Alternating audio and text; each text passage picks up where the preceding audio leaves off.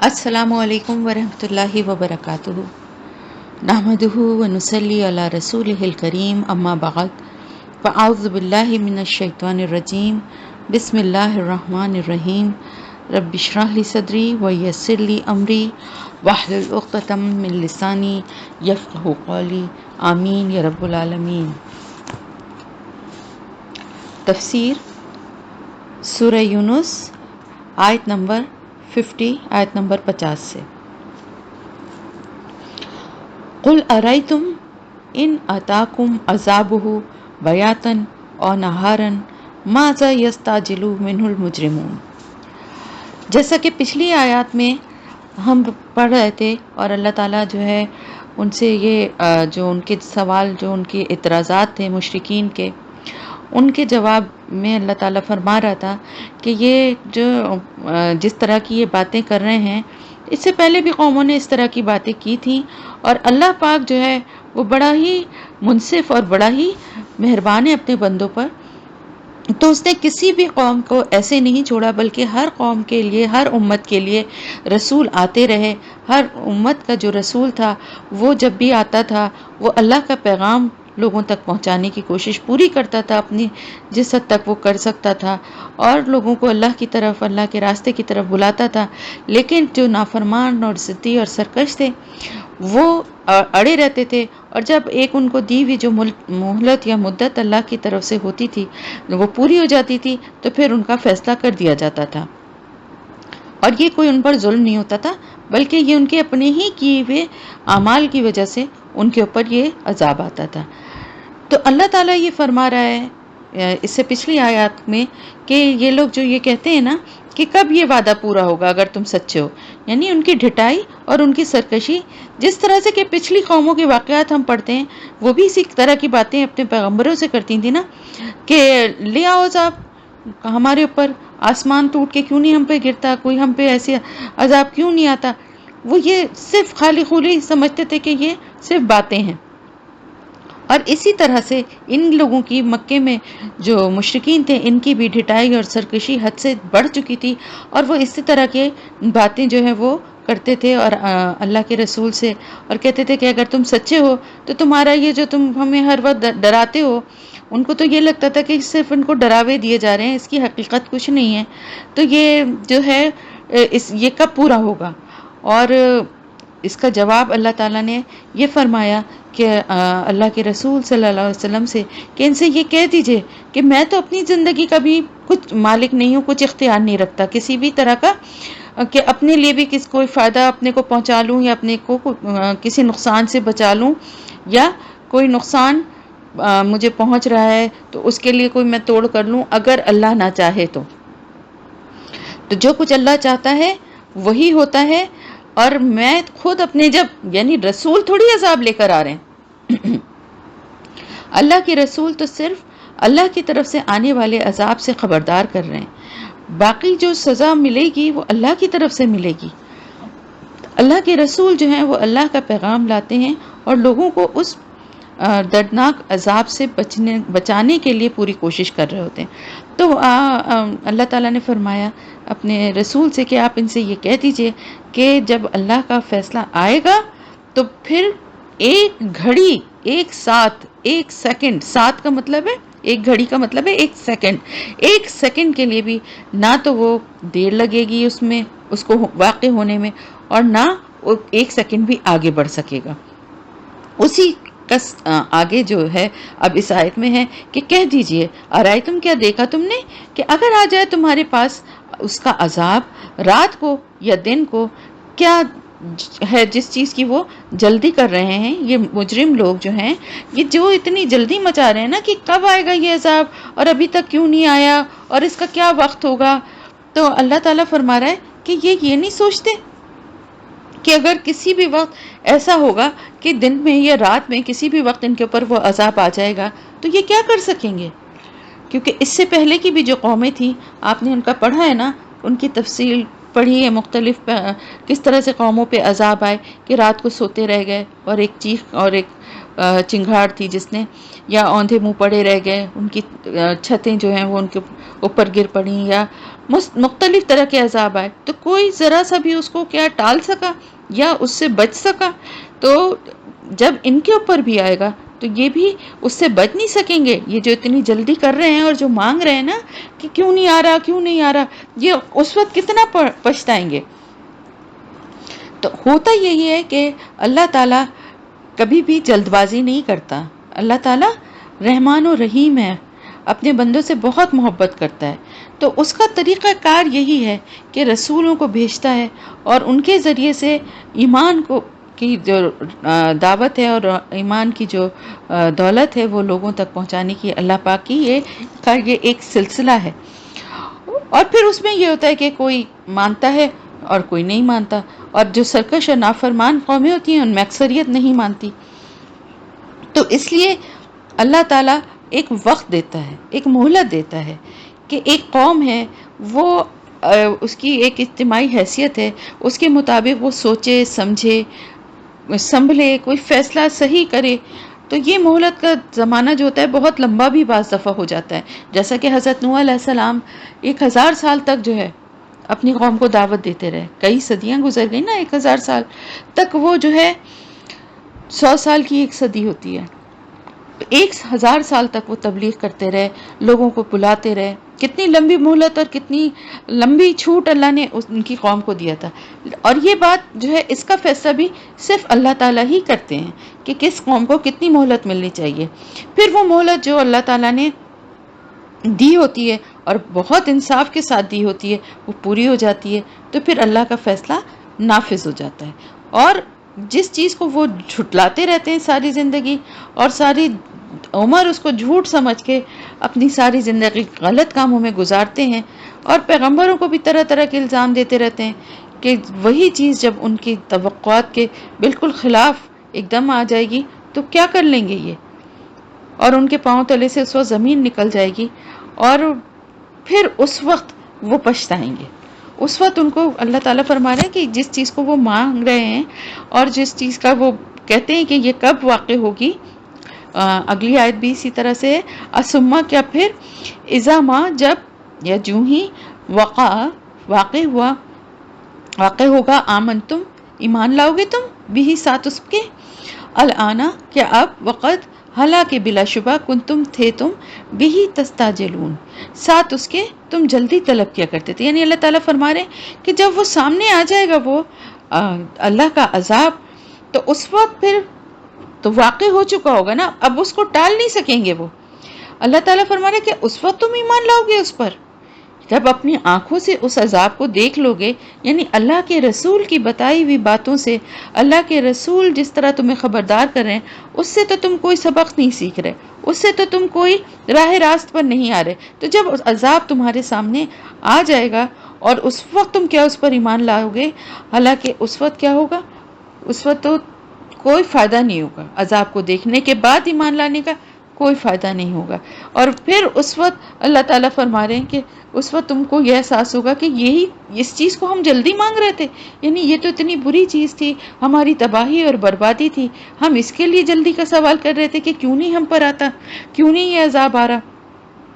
ثم قیل پھر کہا جائے گا، للذین ان لوگوں کو جنہوں نے ظلم کیا، ذوقوا چکھو عذاب الخلد ہمیشگی کا عذاب، حل نہیں تجزونا تم بدلہ دیے جا رہے ہو، الا مگر بما ساتھ اس کے جو کنتم تھے تم تکسبون. یعنی تمہیں اللہ تعالیٰ فرما رہے ہیں کہ جب پھر وہ عذاب جب آ جائے گا اور یہ ان لوگوں سے پھر یہ کہا جائے گا کہ یہ عذاب جو تم دیکھ رہے ہو جو تم پر آیا ہے، یہ اس کا مزہ اب چکھو، تمہیں بڑی جلدی تھی اور تم بڑا چاہتے تھے نا کہ یہ عذاب آئے. اب اس وقت کیونکہ ان کو تو اندازہ ہو جائے گا، اور یہاں پر اس عذاب سے مراد جو ہے آخرت کا ہے. یعنی آخرت میں جب ان کو جب یہ وہاں پہنچیں گے اور ان کو پتہ ہوگا ہمیشگی کا عذاب تو وہیں ملے گا نا، تو جب یہ وہاں پہنچیں گے قیامت میں، قیامت بپا ہوگی اور میدان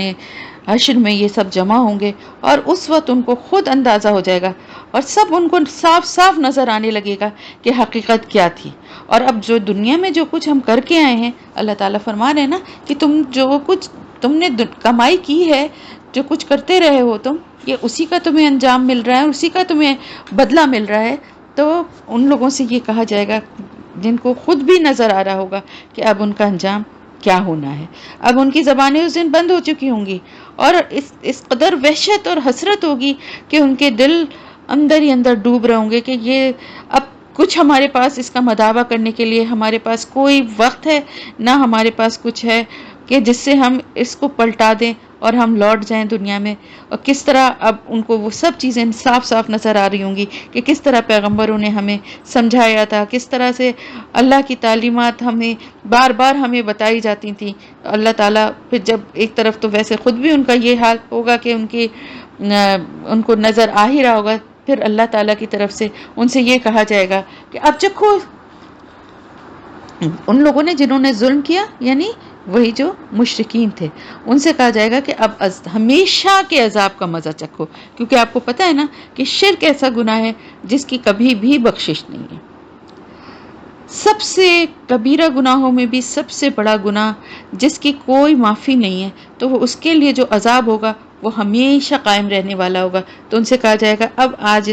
اس عذاب کا مزہ چکھو جو کہ ہمیشہ رہے گا، اور کوئی تمہارے ساتھ ظلم نہیں ہو رہا ہے، تم سے وہی بدلہ دیے جا رہے ہو جو کچھ تم دنیا میں کمائی کر کے آئے ہو، جو کچھ تم نے دنیا میں کیا تھا نا، وہی اسی کا تمہیں آج یہ بدلہ مل رہا ہے۔ تو دیکھیں، جو سرکش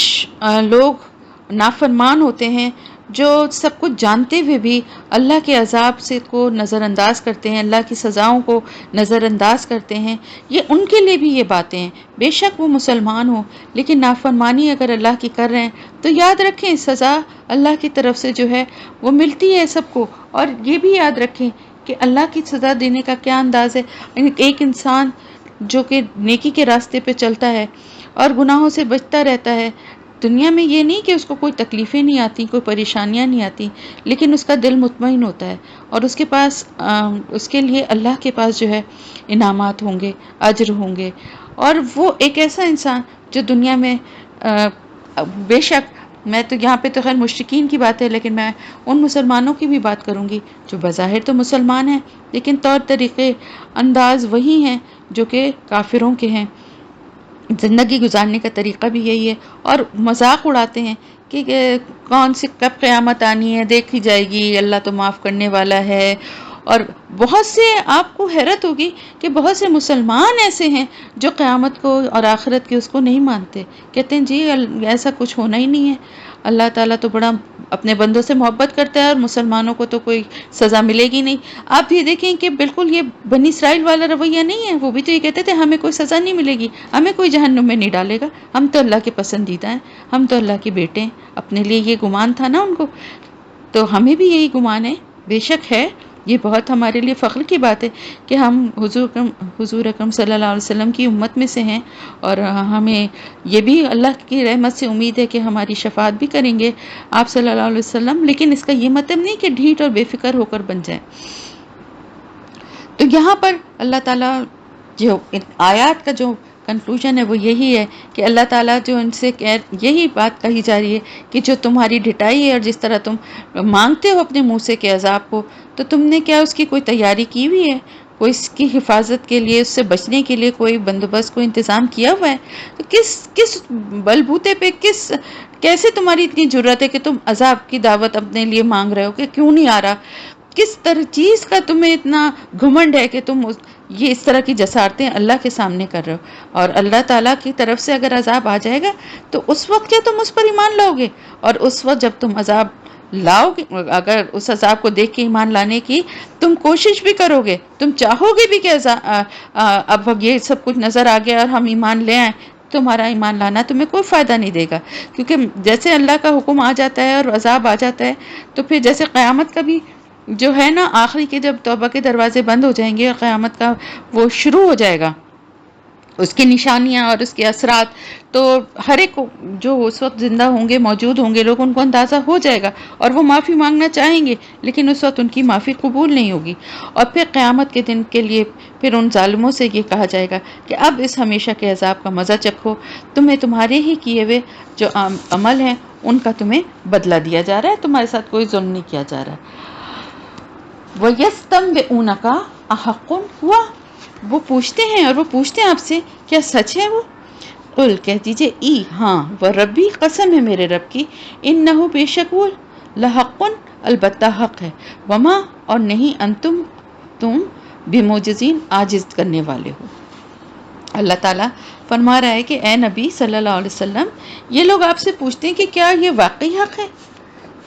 یعنی جو قرآن کی جو آیات تھیں، جب ان کو پڑھ کے سنائی جاتی تھیں اور ان کو جب یہ بتایا جاتا تھا کہ ایک اللہ کی عبادت کرو اور ایک اللہ کے ساتھ اگر تم شریک کرو گے اور اگر تو اس کا کتنا بڑا عذاب اور تمہیں کیا اس کی سزا ہے، تو یہ بار بار یہ سوالات کرتے تھے کہ کیا یہ بات صحیح ہے، کیا واقعی سچ ہے، کیا آپ کو اس کا یقین ہے؟ تو کیوں پوچھتے تھے وہ یہ بات؟ وہ اس لیے یہ بات پوچھتے تھے کیونکہ انہوں نے یہ بات بھی ایک گڑھی ہوئی تھی نا کہ یہ سارا قرآن جو ہے کہ آپ صلی اللہ علیہ وسلم نے خود سے گڑھ کے یا کہیں سے سن کے کچھ کتابوں سے لے کے اور خود سے بنا لیا۔ تو حالانکہ یہ تو اللہ کا کلام اور اللہ کی کتاب ہے۔ تو اللہ تعالیٰ فرما رہے کہ ان سے کہہ دیجئے کہ قسم ہے میرے رب کی، بے شک یہ البتہ یہ حق ہے اور تم عاجز کرنے والے نہیں ہو، تم اللہ کو اور اللہ کے کلام کو عاجز نہیں کر سکتے، تمہاری اتنی حیثیت اور تمہاری اتنی طاقت اور قدرت نہیں ہے۔ تو بار بار اس طرح کے سوالات کرنا، اور آپ دیکھیں کہ یہودیوں سے بھی پوچھ کر آتے تھے وہ کہ کیا یہ اللہ کا، جو حالانکہ یہودی تو سمجھ گئے تھے کیونکہ وہ اہل کتاب تھے اور ان کو اندازہ ہو گیا تھا، لیکن وہ ان کو نئے نئے سوالات آگے جیسے ہم پڑھیں گے جو وہ سورہ کہف میں کئی واقعات اور چیزیں ہیں، یہ یہودیوں نے ان کو سوال بتائے تھے کہ یہ پوچھو جا کے ان سے کہ اس کے بارے میں پوچھو، اس کے کیونکہ ان کو صرف پتا تھا اہل کتاب کو، باقی کسی کو نہیں پتا تھا۔ تو اللہ تعالیٰ نے اسی لیے اس میں قسم بھی ہے اور لاحق یعنی البتہ شدت بھی ہے، بہت زیادہ تاکید اور شدت ہے، یعنی یہ بالکل بالکل حق ہے اور تم اللہ کو عاجز نہیں کر سکتے۔ تو اللہ تعالیٰ نے ظاہر ہے قرآن کے ذریعے ہی یہ ساری باتیں جب ان کو پتہ چلتی تھی نا کہ مرنے کے بعد جو ہے دوبارہ سے جی کر اٹھنا ہے اور دوبارہ جب قیامت ہوگی اور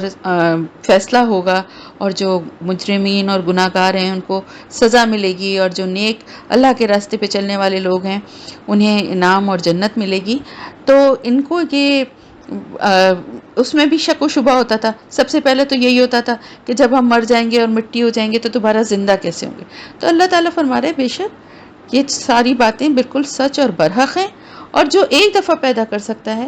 وہ دوبارہ بھی کر سکتا ہے، اور اللہ تعالیٰ کے لیے آپ کو معلوم ہے کہ کچھ بھی کرنے کی ضرورت ہی نہیں ہوتی، وہ صرف اپنے کلمہ کن سے،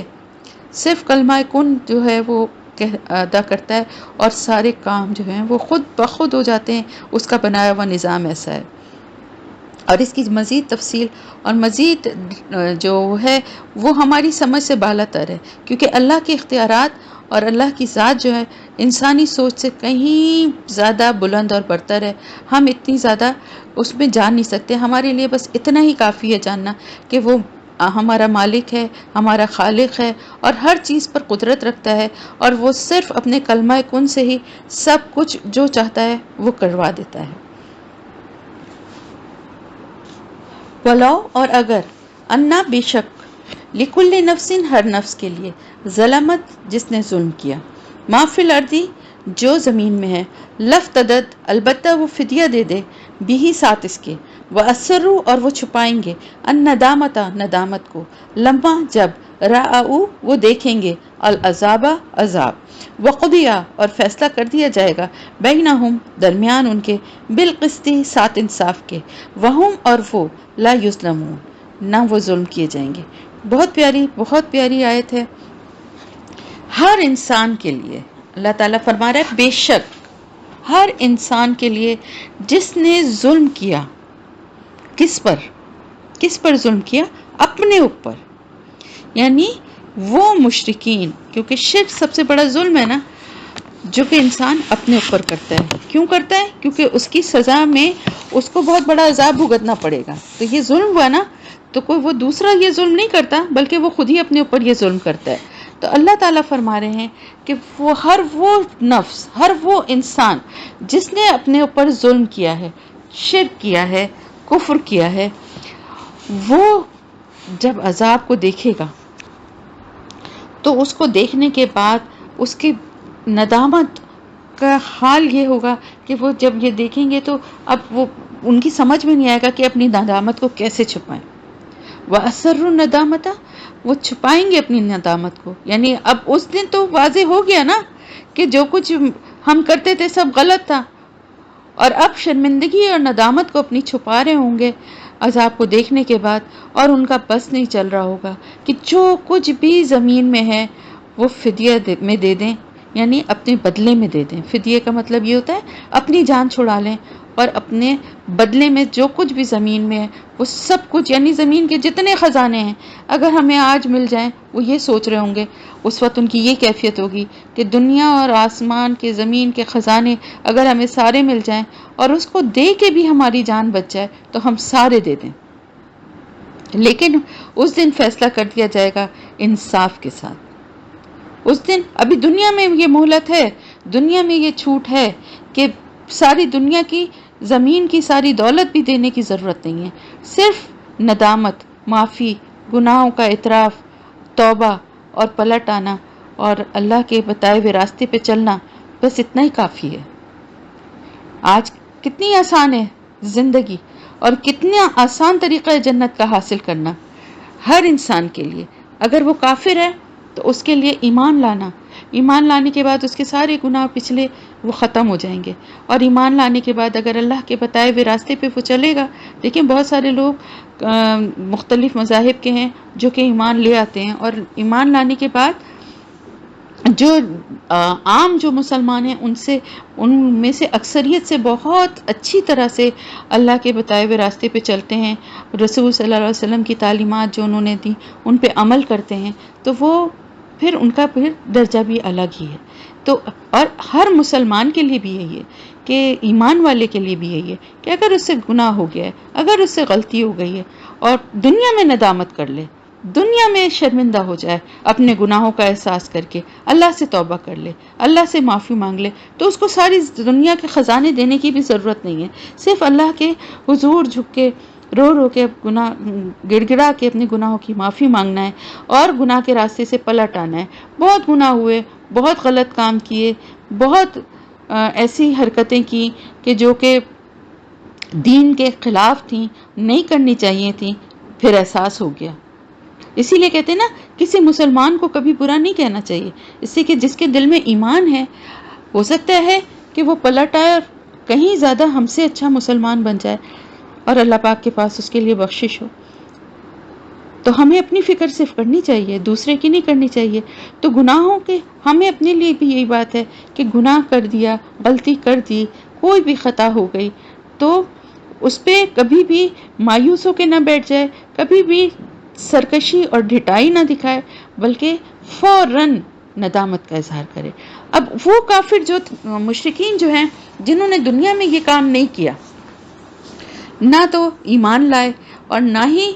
اللہ کے رسول کی بتائی ہوئی باتوں پہ عمل کرنے کے لیے تیار ہوئے، نہ غور سے سننے کے لیے تیار ہوئے، بلکہ مذاق اڑاتے رہے اور ضد اور سرکشی پہ اپنی اڑے ہی رہے، تو اب اس دن وہ جتنی بھی ندامت دکھائیں وہ چھپا رہے ہوں گے اللہ کے اپنی ندامت کو. ان کے دل میں تو ہوگا کہ یہ ہم نے کیا کر دیا، دنیا میں کیا کیا کر کے ہم آ گئے، ہمیں کتنا بتایا گیا لیکن ہم نے نہیں مانا. تو آج ان کی خواہش ہی ہوگی کہ ہمیں کتنے بھی خزانے بھی مل جائیں زمین کے، ہم وہ فدیے میں دے دیں اور کسی طرح اس عذاب سے بچ جائیں، کیونکہ عذاب تو اب ان کو سامنے نظر آ رہا ہوگا. لیکن اللہ تعالیٰ فرما رہا ہے کہ اب اس دن کیا ہوگا، اب انصاف کے ساتھ فیصلہ کیا جائے گا اور وہ ظلم نہ کیے جائیں گے، کیونکہ انصاف کے ساتھ فیصلہ اللہ کا جو ہے یہی ہے کہ جتنا کیا ہوگا انہوں نے اسی کے حساب سے ان کو سزا ملے گی۔ مومنین کے لیے اللہ پاک کی رحمت یہ ہے کہ وہ صرف انصاف سے نہیں بلکہ رحمت سے بھی کام لے گا، اور انشاءاللہ تعالی جو بھی کمی بیشی ہوگی اعمال میں، اللہ اپنی رحمت سے اس کو پورا کرے گا۔ ہمارا یہی اچھا گمان اللہ کے لیے۔ تو اس دن کے حساب سے، اس دن کے کھڑے ہونے سے خوف رکھنا چاہیے۔ کافروں کو تو ہونا ہی چاہیے، ہمیں بھی ہونا چاہیے، اپنے اعمال کی فکر ہم سب کو ہونا چاہیے۔ اللہ خبردار، انا للہ، بے شک اللہ کے لیے ہے، ما فی السماوات والارض، جو کچھ آسمانوں میں ہے اور زمین میں ہے۔ اللہ خبردار، انا، بے شک، وعد اللہ، وعدہ اللہ کا، حق سچا ہے، ولیکن، اور لیکن، اکثرہم، اکثر ان میں سے، لا یعلمون، نہیں وہ علم رکھتے۔ خبردار رہو، بے شک اللہ کے لیے ہی ہے جو کچھ آسمانوں اور زمین میں ہے۔ تو یہاں پر یہ بات کیوں اللہ تعالیٰ فرما رہے ہیں؟ اس لیے کہ اللہ کو کسی چیز کی ضرورت ہے ہی نہیں۔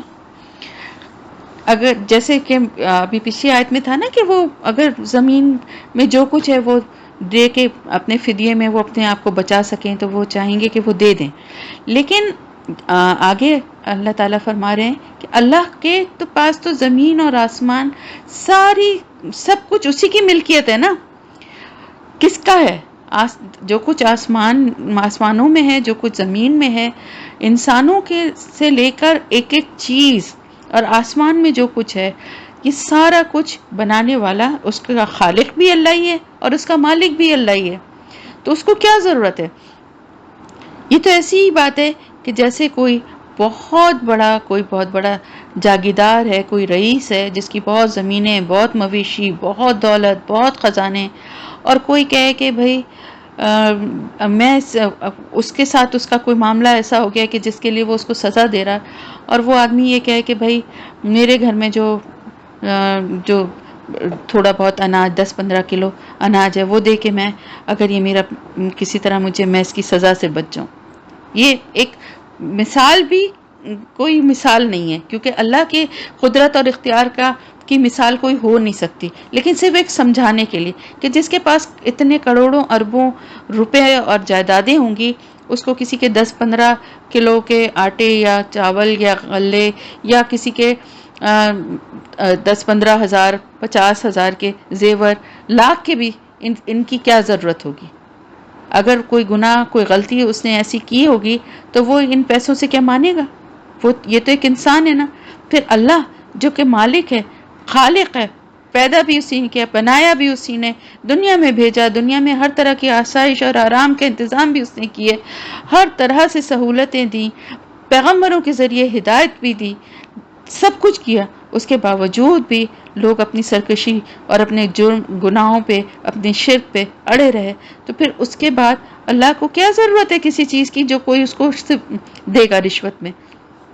رشوت ہی ہوئی نا کہ یہ ہم دے کے اب اس کے بدلے میں چھٹ جائیں، وہ تو سب کچھ ہے ہی اللہ کا، اللہ کو کیا ضرورت کسی چیز کی؟ تو اللہ تعالیٰ نے یہ آیت جو ہے یہ اسی وجہ سے کہ یاد رکھو بے شک اللہ کے لیے ہی ہے جو کچھ آسمان اور زمین میں آلریڈی ہے ہی اللہ کا، اور یہ بھی یاد رکھو کہ اللہ کا وعدہ سچا ہے، اور اکثر لیکن ان میں سے جو ہیں وہ علم نہیں رکھتے، یعنی وہ یہ شعور نہیں رکھتے، وہ یہ نہیں جانتے، وہ سمجھتے ہیں کہ یہ ہمیں جو کچھ ملا ہے یہ سب ہمارا ہی ہو گیا ہے، یہ زمین اور جائیداد یہ ہمیں مل گئی ہے، اب ہم ہی اس کے مالک ہیں، اور اسی کے بلبوتے پہ اکڑتے ہیں، اسی کے بلبوتے پہ دوسروں پہ ظلم کرتے ہیں، اسی کو جمع کر کے دوسروں کے لیے مصیبتیں اور غربت اور تکلیف کے معاملات پیدا کرتے ہیں، کریٹ کرتے ہیں۔ چند لوگ اگر ساری چیزوں پہ قابض ہو گئے ہیں تو باقی اکثریت جو ہوتی ہے عوام کی وہ تو بھوکی ہے، غربت ہے وہاں۔ تو یہ سب کچھ کیا ہے؟ یہ سب یہ ہے کہ یہ سمجھتے ہیں کہ یہ سب کچھ ان کا ہے، لیکن آج وہ سب لوگ جو بڑی بڑی جاگیریں جائیدادیں لے کے بیٹھے ہیں اور لوگوں پہ ظلم کر رہے ہیں، آج مرتے کے ساتھ ہی وہ سارا کچھ کس کے پاس چلا جائے گا؟ ان کے ساتھ کیا جائے گا؟ اگر ان کا ہے تو ان کے ساتھ چلا جائے نا۔ یہ تو وقتی طور پہ اس دنیا کے ساز و سامان اور چیزوں کو اللہ تعالیٰ نے وقتی طور پہ انسانوں کو اس کی ملکیت دی ہے، ان کی زندگی تک صرف ان کے سنبھالنے والے ہیں، امانت دار ہیں، اور اللہ کے پاس یہ چیزیں اللہ کی طرف سے یہ سب چیزیں انسانوں کو امانتاً دی گئی ہیں کہ اس کو کیسے استعمال کرتے ہیں اللہ کے بتائے ہوئے طریقے کے مطابق اگر کرتے ہیں تو اس کا جو ہے انشاءاللہ تعالی ایک اچھا پھل اللہ کے پاس سے ان کو ملے گا، اور اگر اس کو اپنی ملکیت سمجھ کے دوسروں کے لیے مشکلات کھڑی کرتے ہیں جمع کر کے اور اس پہ بڑا خوش ہوتے ہیں، فخر کرتے ہیں، ایک دن چھوڑ کے جانا ان کو بھی ہے، رہنا کسی کو بھی اس دنیا میں نہیں ہے، اور جو دنیا کا چیزیں اور مال و متاع اور سامان ہے وہ یہیں رہ جائے گا۔ تو اللہ کا وعدہ سچا ہے، اکثر لوگ لیکن یہ شعور نہیں رکھتے، یہ نہیں جانتے، یہ سمجھنا نہیں چاہتے کہ یہ سب چیزیں عارضی ہیں۔ ایسا لگتا ہے کہ یہ سب چیزیں ملکیت ہیں۔ ایک معمولی سی بات ہے، ہم اپنے کو دیکھ لیں، ہمیں اپنا گھر، اپنا سامان، اپنے کپڑے، اپنی جیولری سب لگتا ہے یہ ہماری ہے، ذرا سی کوئی چیز ادھر سے ادھر ہو جائے ہم کتنا پریشان ہوتے ہیں، کوئی کسی کو دینا پڑ جائے تو ہمیں لگتا ہے کیسے دے دیں بھائی، گولڈ کی چیز ہے، اس کو تو ایسے تو نہیں دے سکتے، یہ تو نہیں۔ لیکن آج ہم مر گئے، اس کے بعد ان سب چیزوں کو کون سنبھالنے والا ہے؟ جس کا جو دل چاہے گا وہ کرے گا، بیچنا چاہے، کسی کو دینا چاہے، رکھنا چاہے، کیونکہ اب اس کی ملکیت بن گئی۔ تو یہ چیزیں کسی بھی انسان کی ملکیت نہیں ہیں، اللہ کی ہیں، اور اللہ نے دنیا میں اگر دی ہیں تو امانتاً دی ہیں۔ ہوا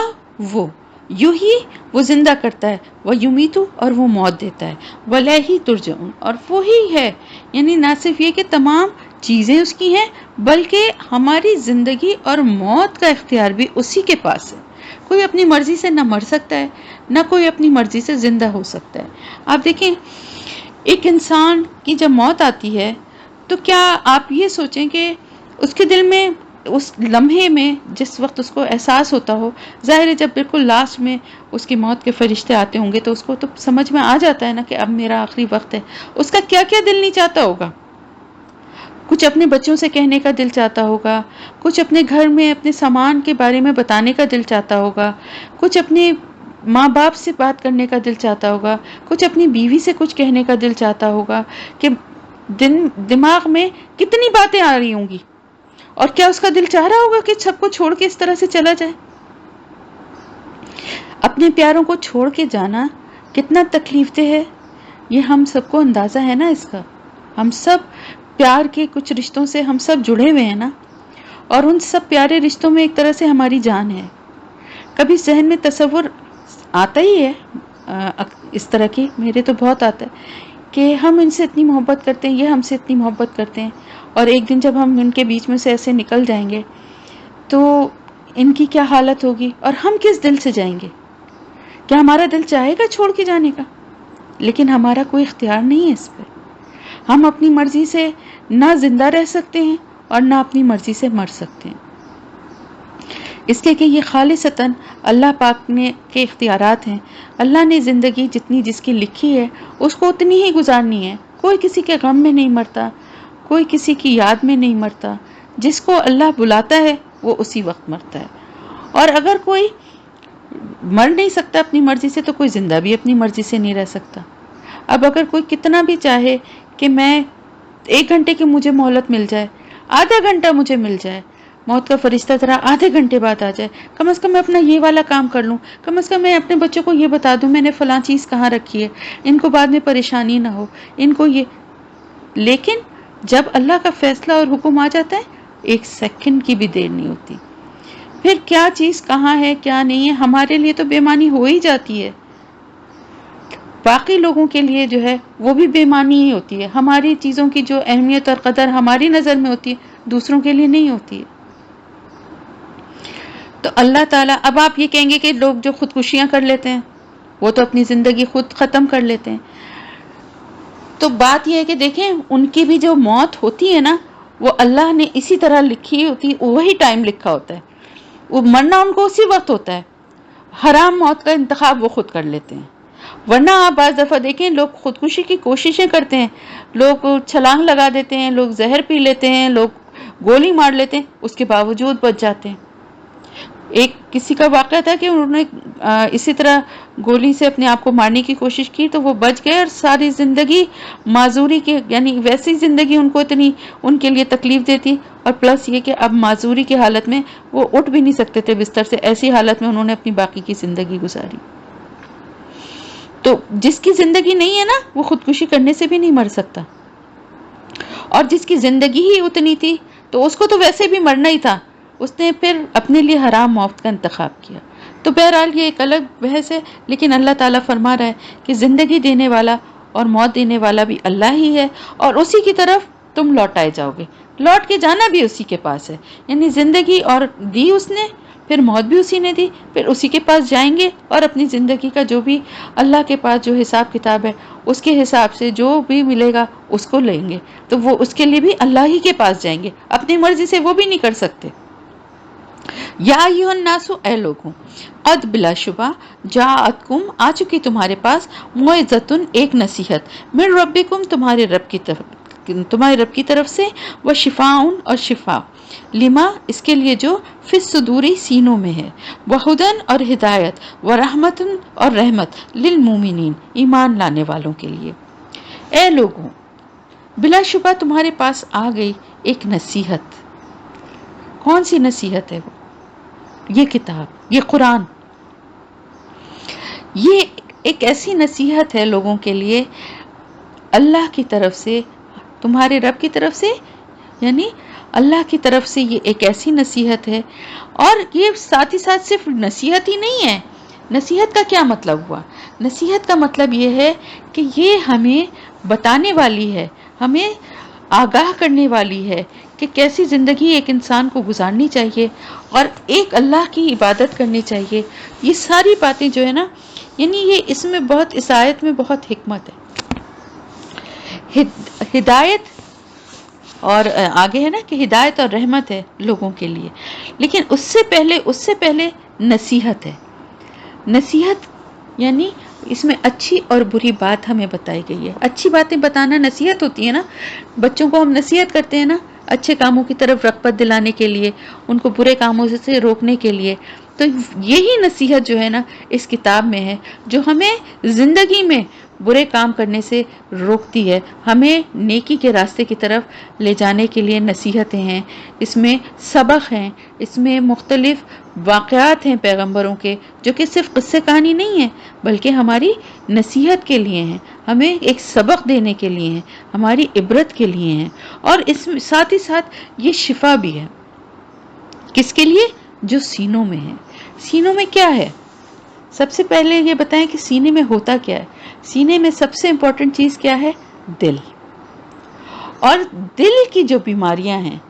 دل کی کیا کیا بیماریاں ہیں؟ دل کی سختی ہے سب سے بڑی بیماری،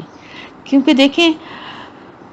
ہدایت کے راستے کی طرف آنے کے لیے سب سے پہلے دل کی سختی کو دور کرنا ہوتا ہے۔ جیسے آپ دیکھیں کہ زمین سخت ہوتی ہے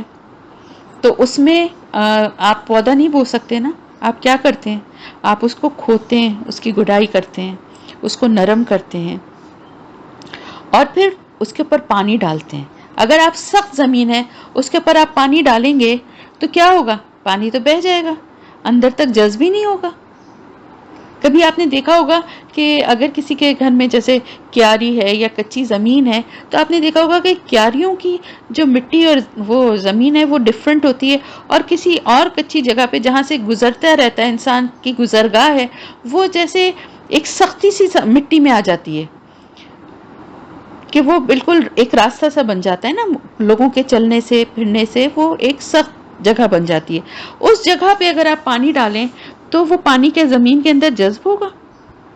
بہہ جائے گا۔ لیکن اگر آپ کیاری میں پانی ڈالیں گے تو اندر جذب ہو جائے گا۔ کیوں؟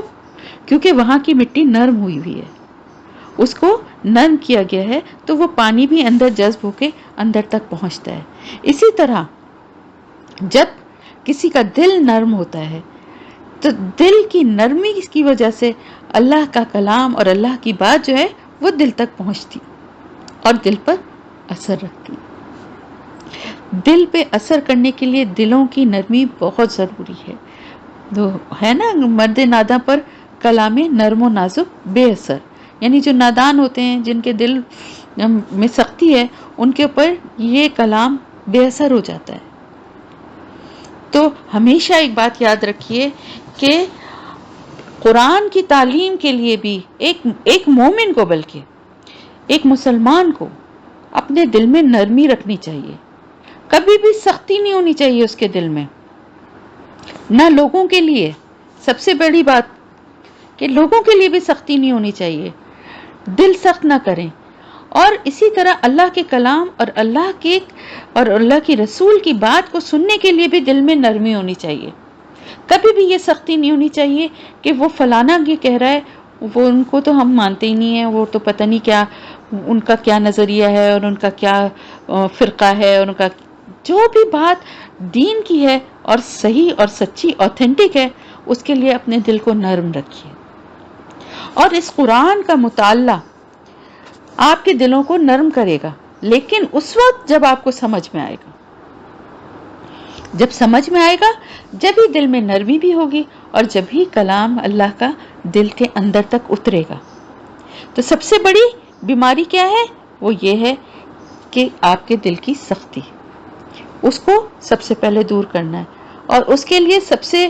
زیادہ جو مؤثر چیز ہے وہ کیا ہے؟ نصیحت، موعظہ۔ تو جب واعظ اور نصیحت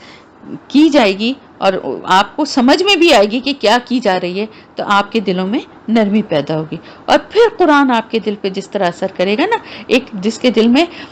نرمی ہے اور سننا وہ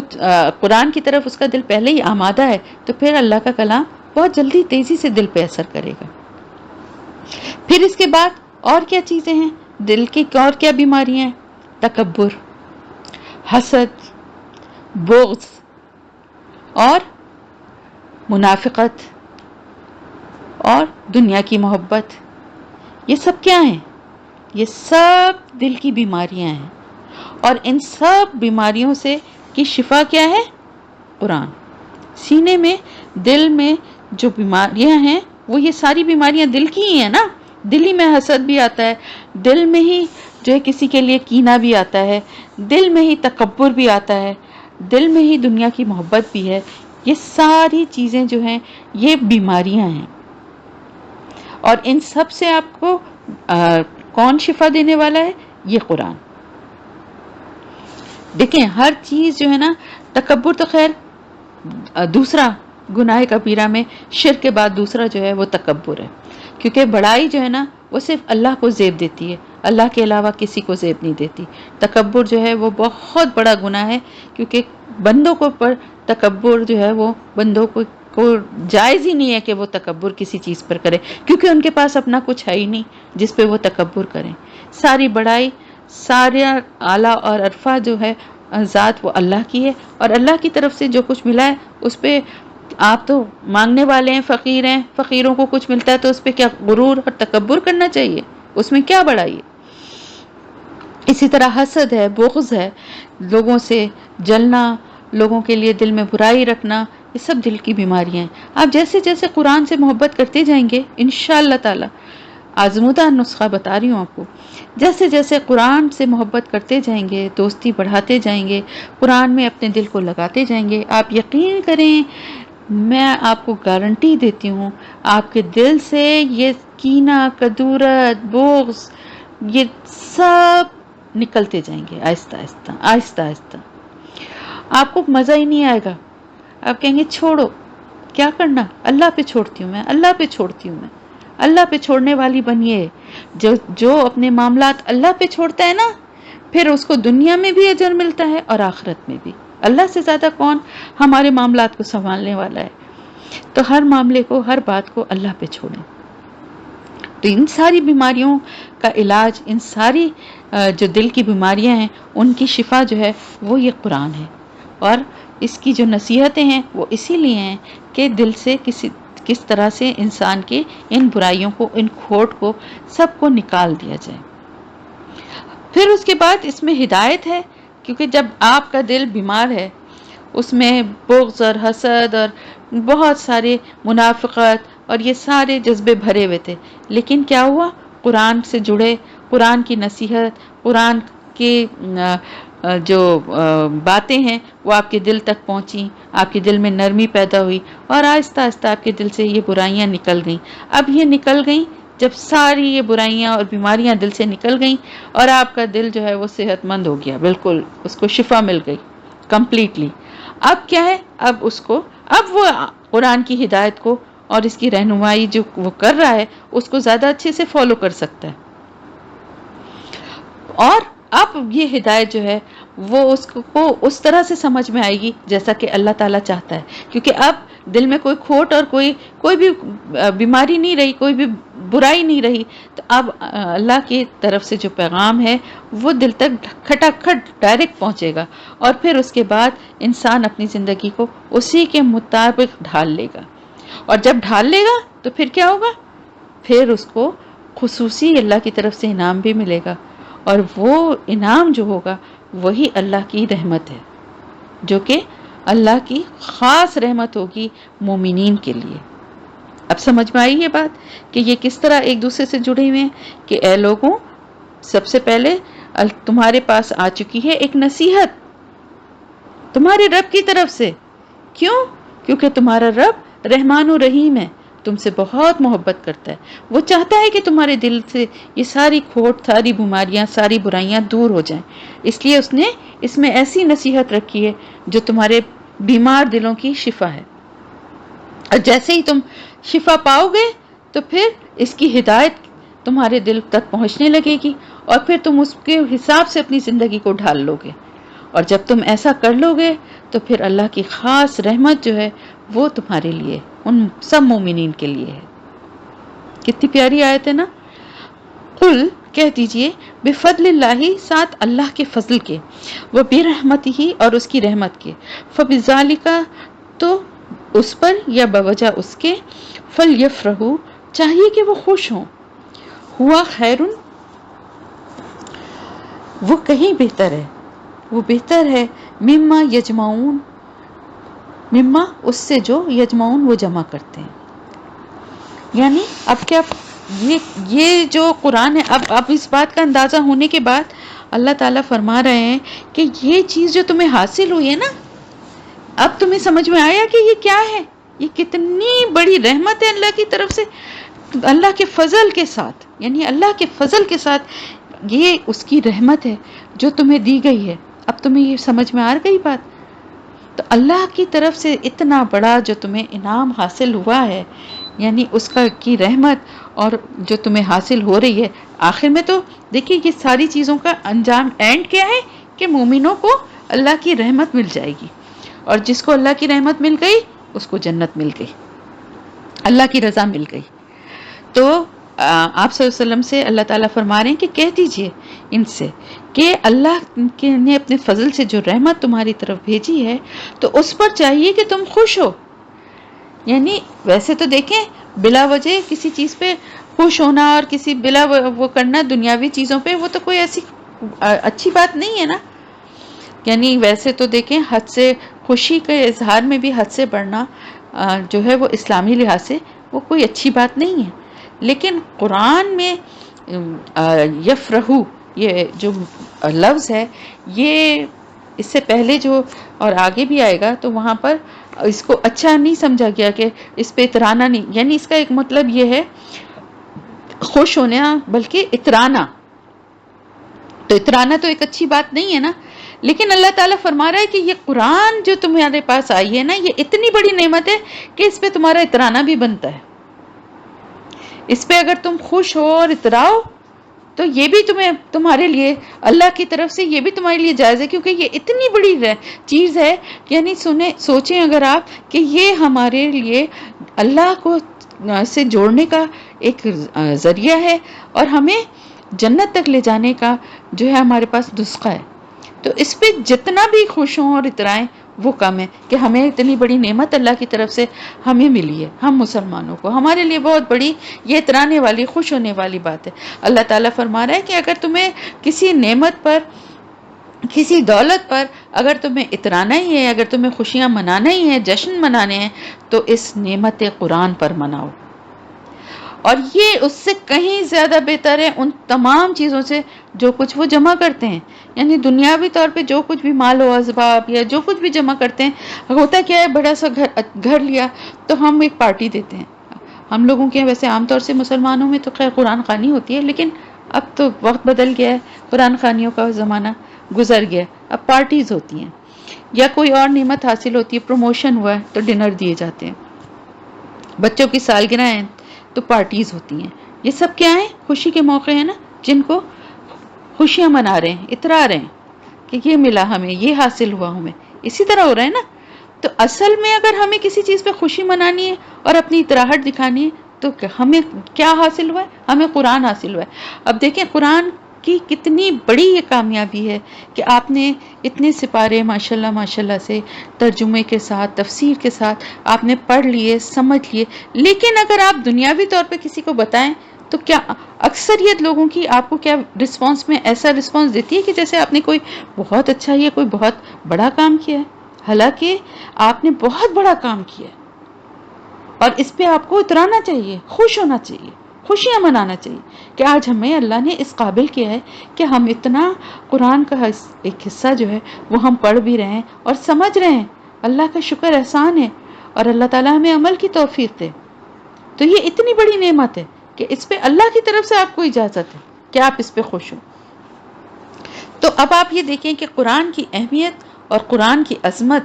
جو ہے آپ کو کس طرح اللہ تعالیٰ نے یہاں پر اس آیت میں آپ کو بتایا ہے کہ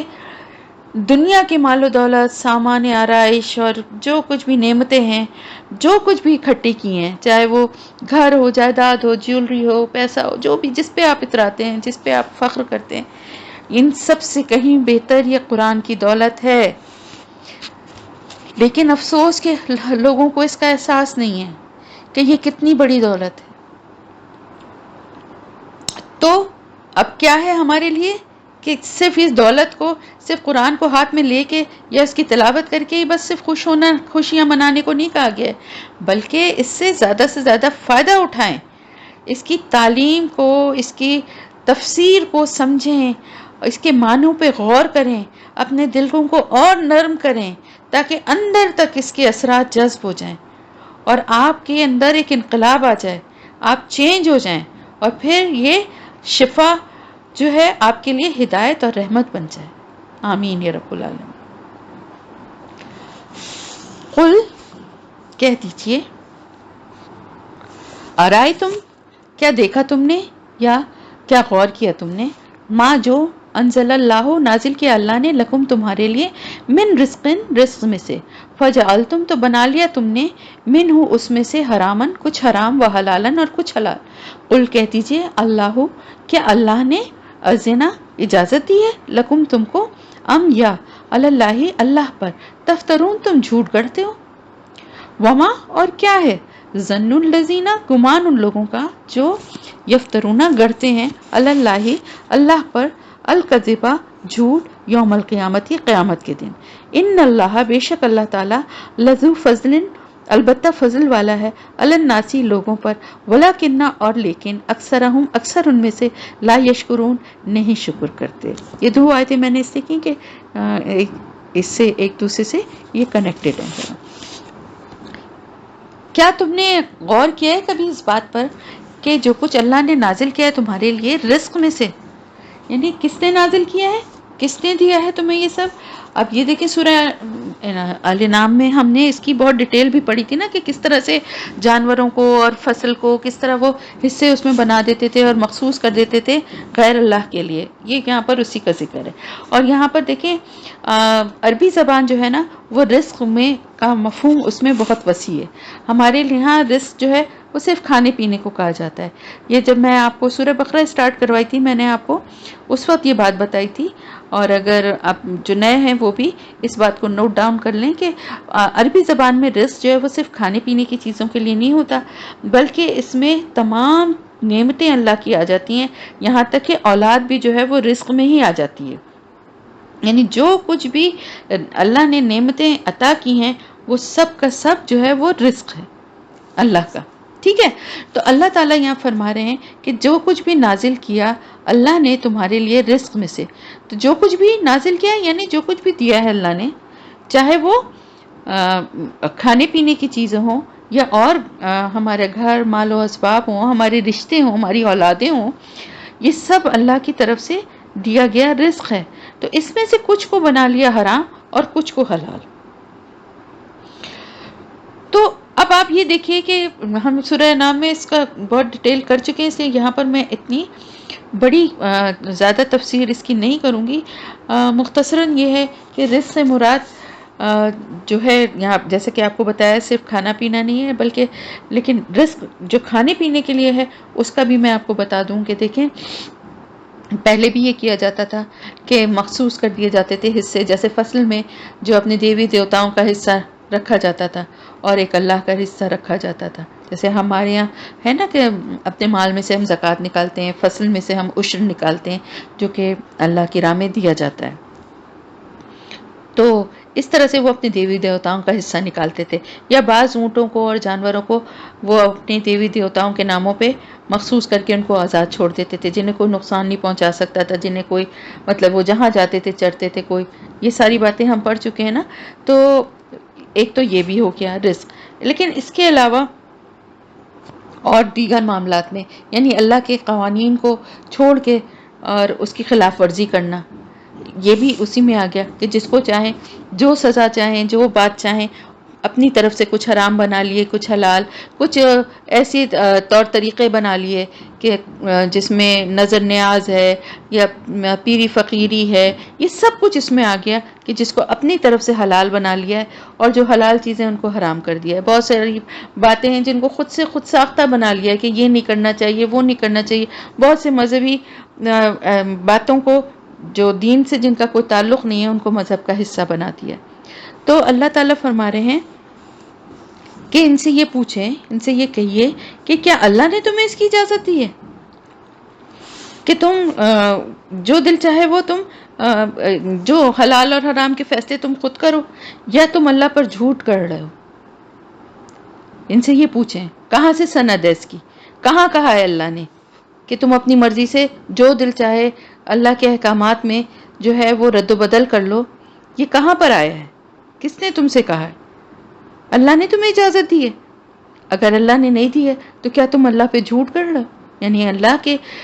حکم کو کہہ کے اگر کوئی بات کی جاتی ہے، جیسے دین کے بھی بہت سارے معاملات میں جیسے فاتحہ اور نظر اور نیاز اور بہت سی ایسی چیزیں ہیں، جیسے مرنے پہ سوئم 40ویں ہیں، یا شادیوں پہ رسم و رواج ہیں، یا کنڈے ہیں، یا اور بہت ساری ایسی چیزیں ہیں جن کو دین کا حصہ بنا لیا گیا. تو کیا اللہ نے کہیں فرمایا ہے یہ قرآن میں ہے؟ کیا رسول نے کہیں بتایا ہے؟ اس کا کوئی سند ہے تمہارے پاس، یا تم اللہ سے جھوٹ منسوب کر رہے ہو؟ اتنا بڑا گناہ ہے یہ، معمولی باتیں نہیں ہیں یہ. تو اللہ تعالیٰ فرما رہا ہے بے شک اللہ تعالیٰ بہت فضل والا ہے لوگوں پر، لیکن اکثر ان میں سے جو ہیں وہ شکر نہیں کرتے اور وہ گمان یہی کرتے ہیں. یعنی وہ کیا گمان کرتے ہیں؟ وما ظن الذین، اور کیا گمان کرتے ہیں وہ لوگ جو کہ اللہ پر جھوٹ باندھتے ہیں قیامت کے دن. یعنی کچھ احساس بھی ہے انہیں کہ وہ کتنا بڑا جرم کر رہے ہیں، یہ کتنی بڑی بغاوت ہے. رزق اللہ کا، خود اللہ کے، پھر یہ حق آخر تمہیں کہاں سے حاصل ہو گیا کہ اللہ کے قوانین میں، اللہ کے مال میں اپنی مرضی سے اپنے استعمال کے لیے، اپنی سہولت کے لیے خود سے قوانین بنا لو، خود سے حدیں بنا لو، اور اس معاملے میں کسی کو کچھ بولنے کی اگر کوئی بتانا بھی چاہے تو اس کی بات نہ مانو بلکہ اس کو دین سے منسوخ کر دو. تو ایسا کیا ہو سکتا ہے کہ آپ اپنے گھر میں کسی کو ملازم رکھتے ہیں اور آپ کے گھر کا جو نظام ہے آپ اس کے حساب سے اس کو بتاتے ہیں کہ بھائی اتنے بجے ناشتہ ہوگا، اتنے بجے کھانا ہوگا، ہم ناشتے میں یہ چیز کھاتے ہیں، یا کھانے میں ہمارے یہاں یہ بنتا ہے، یا اتنے بجے کے بعد دروازہ باہر کا بند ہوگا، اتنے بجے سے، اور وہ ملازم اپنی مرضی سے جو دل چاہے کرے، اور اس کے بعد کہے کہ جی یہ تو میرے مالکوں نے ہی مجھ سے کہا ہے. تو کتنا غصہ آئے گا کہ اس کو منع بھی کیا ہے کہ یہ چیز نہیں بنانا، یہ چیز نہیں کرنا. جیسے جن کے گھروں میں کوک ہوتے ہیں، کھانا وانا پکاتے ہیں، اکثر ایسا ہوتا ہے نا، کہتے ہیں کہ 10 دفعہ ان کو بتایا ہے کہ اتنا آئل ڈالنا ہے یا دال کو اتنا گلانا ہے، پھر بھی ہر دفعہ دیکھو یہ کر کے کتنا غصہ کرتے ہیں، کتنا ڈانٹتے ہیں ایک چھوٹی معمولی بات پر۔ تو سوچیں جو خالق و مالک ہے، جس نے یہ سب کچھ، ہمیں بھی اسی نے بنایا، اس کائنات کو بھی اسی نے بنایا، پھر ہم اپنی مرضی سے، کفار جو ہیں وہ اپنی مرضی سے، اور یا مسلمان بھی کر رہے ہیں کہ نئے نئے قوانین، نئے نئے احکامات بتاتے ہیں اور اس کو دین سے منسوخ کرتے ہیں، تو کتنا بڑا یہ گناہ ہے، کتنی بڑی یہ سرکشی ہے۔ ان کو اس کا اندازہ ہے کہ انسانوں کو نوکر رکھے، ان کی نافرمانی برداشت نہیں کر سکتا، تو پھر کسی اور کی، یعنی اللہ کی بنائی ہوئی کائنات میں اللہ کے قوانین کو ہم چھوڑ کے اپنی مرضی سے کیسے رد و بدل کر سکتے ہیں؟ دنیا میں دیکھیں اصل میں ہماری پوزیشن کیا ہے؟ ہماری پوزیشن صرف یہ ہے کہ ہمیں ہمارے آقا نے، ہمارے مالک نے ہمیں دنیا میں مال پر کسی حد تک جو ہے وہ اختیار دے دیا ہے کہ جس طرح چاہو اس کو خرچ کرو اپنے، اور اس کا عمل اور استعمال کے کچھ حدود و قوانین اور ضابطے اللہ کی طرف سے بتا دیے گئے ہیں، اور کہا گیا ہے باقی کہ یہ سب تم جس طرح چاہو اس کو صرف کرو۔ اب یہ ہے کہ اللہ کے بنائے ہوئے قاعدے اور قوانین کو رد کرتے ہوئے اس حلال اور حرام کی اس میں سے نکل کے اپنی مرضی سے بنا کے، اس کی کیا سند ہے؟ یا تو اس کی کوئی سند لے کر آؤ، ورنہ تو یہ صاف بات ہے کہ تم جھوٹ بول رہے ہو، اللہ کی طرف جھوٹ منسوب کر رہے ہو۔ بات دیکھیں نا، ہمارا اللہ تو اتنا رحیم و کریم ہے، اس کی کتنی بڑی مہربانی ہے کہ سب چیزیں اس کی ہیں، لیکن اس نے ہمارے تصرف میں دی ہوئی ہیں، ہم اپنی مرضی سے استعمال کرتے ہیں، ہم اپنی مرضی سے جیسا دل چاہتا ہے خرچ کرتے ہیں، لیکن ہم حلال حرام کا تو خیال رکھیں نا۔ سود حرام ہے، ہم کہیں جی آج کل کے حالات میں تو اتنی مہنگائی ہے تو کہ اب تم مجبوری بن گئی ہے لینا، تو یہ اللہ نے کہیں پہ اس کی پرمیشن دی ہے؟ تو پھر یہ تو کیا ہو گیا؟ اللہ کے اوپر جھوٹ باندھنا۔ تو اللہ تعالیٰ فرما رہا ہے کہ بے شک اللہ تعالیٰ بہت فضل کرنے والا ہے لوگوں پر، لیکن یہ بات بھی تو سوچنا چاہیے نا، اکثر ان میں سے شکر ہی نہیں کرتے۔ تو وہ لوگ کیا گمان کرتے ہیں، کیا سمجھتے ہیں جو اللہ پر جھوٹ گڑھتے ہیں کہ قیامت کے دن ان کے ساتھ کیا ہونے والا ہے، وہ کیا جواب دیں گے اور ان کا انجام کیا ہونا ہے؟ کہ ان کو کبھی یہ بات سمجھ میں آتی ہے، کبھی یہ سوچتے ہیں کہ دنیا میں تو انہوں نے اپنی مرضی سے جو کچھ بھی چاہا صحیح اور غلط کر رہے ہیں، جھوٹ سچ بول کے لوگوں کو بیوقوف بنا رہے ہیں، نئے نئے باتیں بتا رہے ہیں، اور اپنی مرضی کے معاملات جو بھی چاہتے ہیں اس پہ عمل کر رہے ہیں، حلال حرام کے اپنے طریقے بنا لیے ہیں، لیکن کیا قیامت کے دن کا سوچتے ہیں کہ اس دن کیا ہوگا؟ یہ جو اللہ پہ سے جھوٹ باتیں منسوب کی جا رہی ہیں، کتنا بڑا یہ گناہ ہے۔ کسی انسان کے لیے بھی اگر آپ کے خلاف کوئی آپ کی دوست ہیں، وہ کوئی کسی تیسری سے جا کے کوئی بات کہیں جو کہ آپ نے نہیں کہی یا آپ نے نہیں کی، اور وہ باتوں باتوں میں آپ کو بتائیں کہ جی اچھا آپ ایسا کرتی ہیں، انہوں نے تو یہ بتایا، تو کتنا شدید غصہ آتا ہے، میں نے تو ایسا کہا ہی نہیں، میرے اوپر جھوٹ باندھا، جھوٹی بات مجھ سے منسوب کر دی گئی ہے۔ ایک انسان کو غصہ آتا ہے۔ اللہ تعالیٰ کی ذات کو تصور میں لائیں اور سوچیں اس کے لیے، اس ذات کے لیے جھوٹ باندھا جائے تو وہ لوگ کیا سمجھتے ہیں، کیا ہونے والا ہے ان کا انجام؟ ان کو ڈر نہیں ہے؟ اللہ تعالیٰ تو بے شک بہت فضل کرنے والا لوگوں پر، لیکن اکثر تو ان میں سے شکر ہی نہیں کرتے نا، وہ اس چیز کا احساس ہی نہیں کرتے کہ ہم اللہ کے نعمتوں کا شکر ادا کرنے والے بنے، بلکہ نافرمانی کیے جاتے ہیں۔ وما تکونوا، اور نہیں آپ ہوتے، آپ کون؟ آپ صلی اللہ علیہ وسلم سے اللہ تعالیٰ خطاب فرما رہے ہیں، فی شانن کسی حال میں، وما اور نہیں، تتلو آپ پڑھتے ہیں، منہ اس میں سے، من قرآن کچھ قرآن، ولا اور نہیں، تعملون تم عمل کرتے ہو، من عمل کوئی عمل، اللہ مگر کننا ہوتے ہیں ہم، علیکم تم پر، شہودن شاہد یا گواہ، اس تفیدونا جب تم مشغول ہوتے ہو، فیہ اس میں، وما اور نہیں، یعزبو چھپا ہوا، ان ربی کا آپ کے رب سے، من مثقالی وزن میں، ذرتن ذرے کے برابر، فی الارضی زمین میں، ولا فی السماء اور نہ آسمان میں، ولا اصغر اور نہ چھوٹا، من ذالک ولا اکبر من ذالکا اس سے ولا اکبر اور نہ بڑا الا مگر فی کتاب مبین ایک کھلی کتاب میں. اب یہاں پر آپ صلی اللہ علیہ وسلم کو اللہ تعالیٰ جو ہیں ایک طرح سے تسکین اور حوصلہ بھی دے رہے ہیں اور ان کے مخالفین کو ایک طرح سے متنبہ بھی کر رہے ہیں کہ اللہ تعالیٰ فرما رہے ہیں کہ اے نبی آپ جس کیفیت میں بھی ہوتے ہیں، یعنی آپ جو اللہ کے پیغام کی تبلیغ میں اور اللہ کی مخلوق کی اصلاح کے لیے آپ جو کوششیں کر رہے ہیں، جتنی جان فشانی اور جس صبر و تحمل سے آپ کام کر رہے ہیں، تو اللہ تعالیٰ فرما رہے ہیں کہ وہ ہماری نظر میں ہے. ایسا نہیں ہے کہ آپ یہ جو خطرناک کام آپ کر رہے ہیں اس پر ہم نے آپ کو مامور کر دیا ہے اور پھر آپ کے حال پر ہی چھوڑ دیا ہو. ایسا نہیں ہے. جو کچھ بھی آپ کر رہے ہیں وہ بھی ہم دیکھ رہے ہیں، اور جو کچھ بھی آپ کے ساتھ ہو رہا ہے اس سے بھی ہم بے خبر نہیں ہیں. اور آپ صلی اللہ علیہ وسلم کسی بھی کیفیت میں ہوں اور آپ قرآن میں سے کچھ بھی پڑھ رہے ہوں تو، اور ساتھ ہی ساتھ دیکھیں نا کتنی پیاری بات ہے. یعنی پہلے تو یہ بات جو ہے اس میں آپ صلی اللہ علیہ وسلم کو مخاطب کیا گیا ہے، وما تکونو اور نہیں آپ ہوتے فی شانن کسی حال میں، وما تتلو اور نہیں آپ پڑھتے اس میں سے کچھ قرآن، ولا تعملون. اب یہاں پہ تعملون جو ہے نا یہ مسلمانوں کے لیے ہے، مسلمانوں سے اللہ تعالیٰ کا خطاب ہے. اور نہیں تم عمل کرتے، یعنی کون؟ تم مسلمان. تم جو ہے یہاں پر مسلمانوں کے لیے آیا. اوپر تکونو جو ہے وہ آپ صلی اللہ علیہ وسلم کے لیے، یعنی نہ صرف یہ کہ آپ صلی اللہ علیہ وسلم بلکہ مسلمانوں کو بھی یہ خوشخبری سنائی گئی ہے کہ ان کے بھی ایک ایک عمل پر اللہ کی نظر. تو آپ دیکھیں یہ ایک بہت پیاری ایک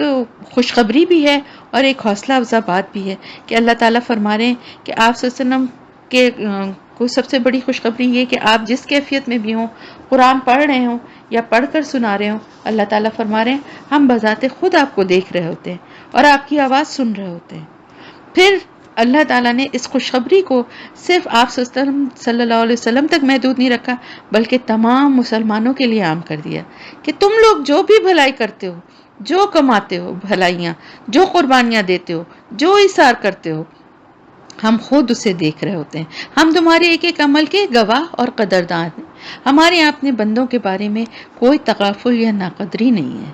یہ تو ہمارا ایمان ہے ویسے بھی کہ اللہ تعالیٰ سب کچھ دیکھ رہا ہے اور اللہ پاک ہمارے دلوں کے چھپے ہوئے بھید تک جانتا ہے. لیکن اللہ کی طرف سے جب یہ بات کہی جا رہی ہے تو یہ ایک بہت بڑی خوشخبری اور ایک بہت بڑی حوصلہ افزائی ہے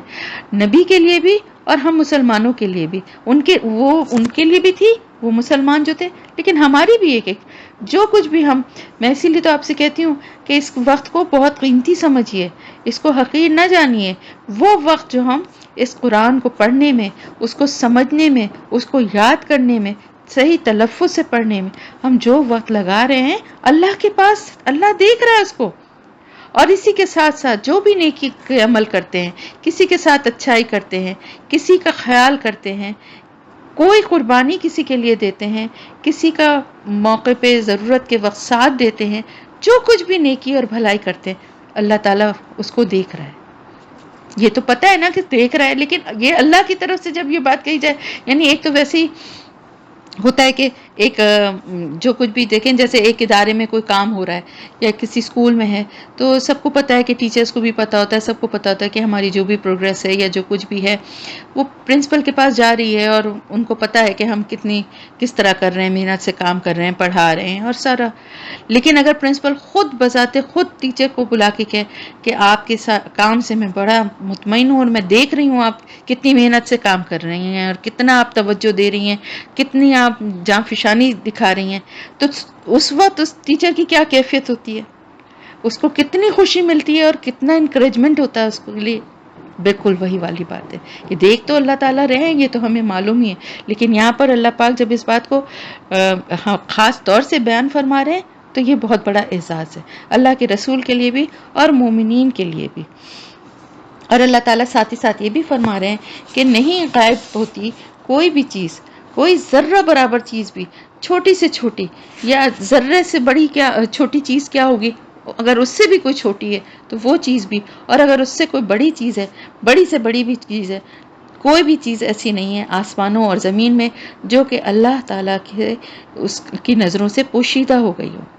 اور ایک روشن کتاب میں درج نہ ہو۔ یہ روشن کتاب کیا ہے؟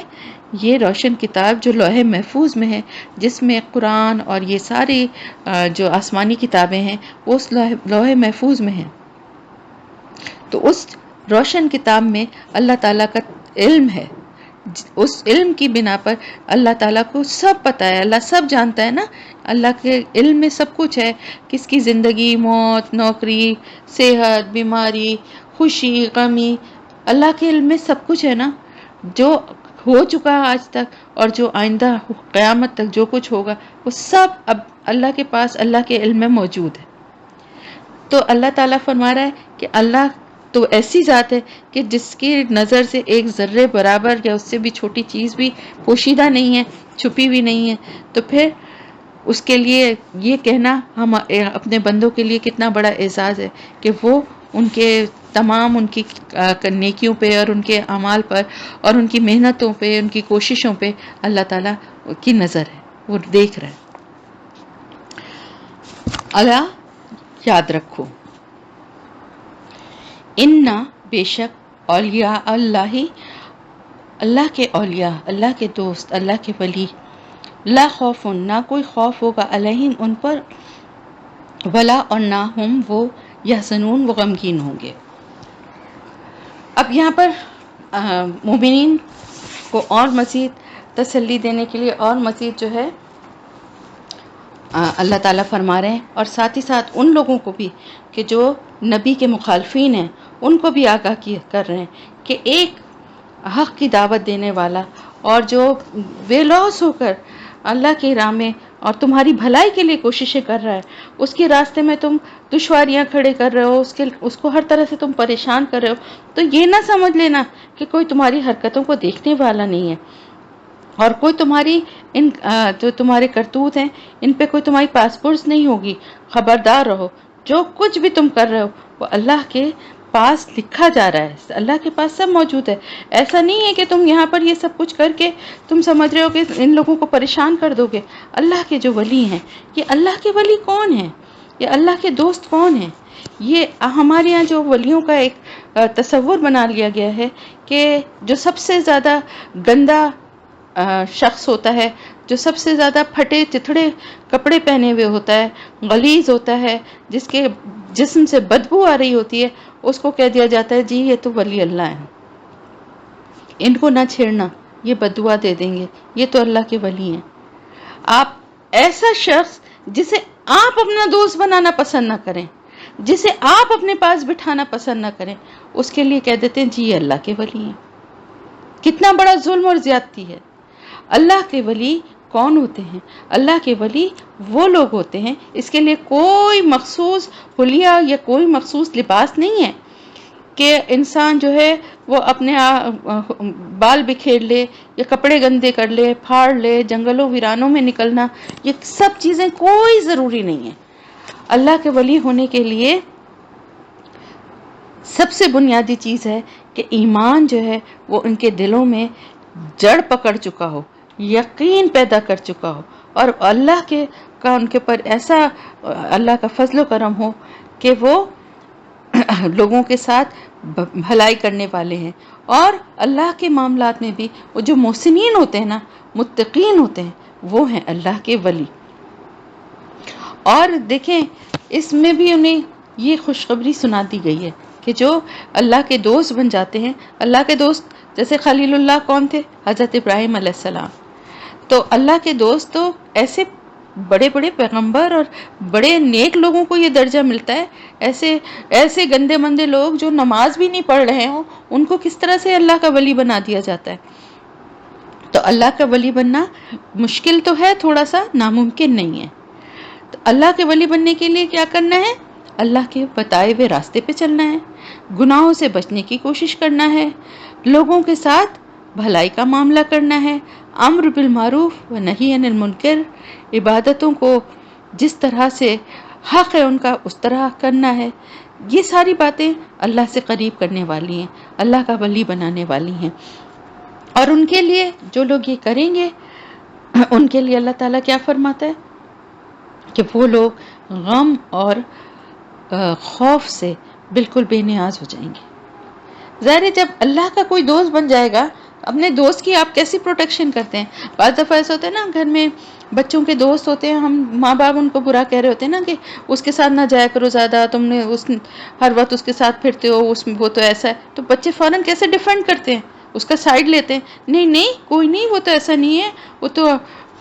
اس دن بھی آیا تھا تو ہم لوگ بیٹھ کے پڑھ رہے تھے، نہیں وہ تو اس کو کوئی، اگر ہم کسی بات میں ٹوکیں تو بچے کیسے اپنے دوست کی طرف سے فوراً سائڈ لیتے ہیں۔ تو پھر آپ دیکھیں جو اللہ کا دوست ہوگا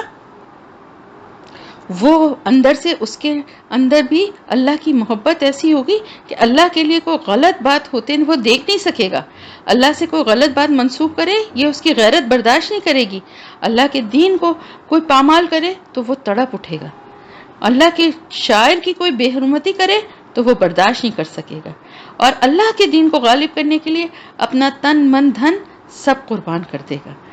تو یہ ہے دنیا کی زندگی میں، یہ معیار ہے اور یہ طرز عمل ہے ایک اللہ کے ولی کی پہچان ہے۔ اور پھر ظاہر ہے جب وہ اللہ کے لیے اس حد تک آگے بڑھ جائے گا تو پھر اللہ کے پاس بھی اس کے لیے بہت انعامات اور بہت درجات ہوں گے، اور آگے مزید ان کی جو خصوصیات ہیں وہ بھی بتائی جا رہی ہیں کہ وہ کون اور کیا مزید ان میں خصوصیات ہیں۔ الذین، وہ لوگ جو آمنو، ایمان لائے، وکانو یتقون، اب دیکھیں کتنی سمپل سی بات بتا دی، وہ لوگ جو ایمان لائے اور جنہوں نے تقوی اختیار کیا، یعنی جو تقوی اختیار کرنے والے ہیں اہل ایمان میں سے وہ لوگ جو ہیں وہ خاص طور سے، دیکھیں ایمان لے آئے، اللہ کے بتائے ہوئے راستے پہ چلنے لگے، ٹھیک ہے، لیکن کچھ لوگ ہوتے ہیں جو گناہوں سے بچنے کی زیادہ کوشش کرتے ہیں، جو زیادہ اللہ کی محبت میں، اللہ کے راستے پہ اس طرح سے چلتے ہیں کہ اب جیسے بچنے کی کوشش تو سبھی کرتے ہیں نا گناہوں کی، لیکن بعض لوگ جو ہوتے ہیں وہ اس میں بہت درجے آگے بڑھ جاتے ہیں، تو جس کا جتنا درجہ آگے ہوگا اس کے لیے وہاں بھی اللہ کے پاس بھی اتنے ہی درجے آگے ہوں گے۔ تو جو لوگ ایمان لاتے ہیں اور تقوی کی روش اختیار کرتے ہیں، تقوی کے راستے پہ چلتے ہیں، یہ ہے ان کی خاص خصوصیت۔ پھر ان کے لیے اللہ تعالیٰ فرما رہے ہیں کہ لہم، ان کے لیے البشرا، خوشخبری ہے، فی الحیات دنیا، دنیا کی زندگی میں، والفی الآخرتی، اور آخرت میں، لا تبدیلا، نہیں تبدیل ہونا، لی کلمات اللہ، کلمات کو اللہ کے، ذالکا، یہ ہے، هو الفوز العظیم،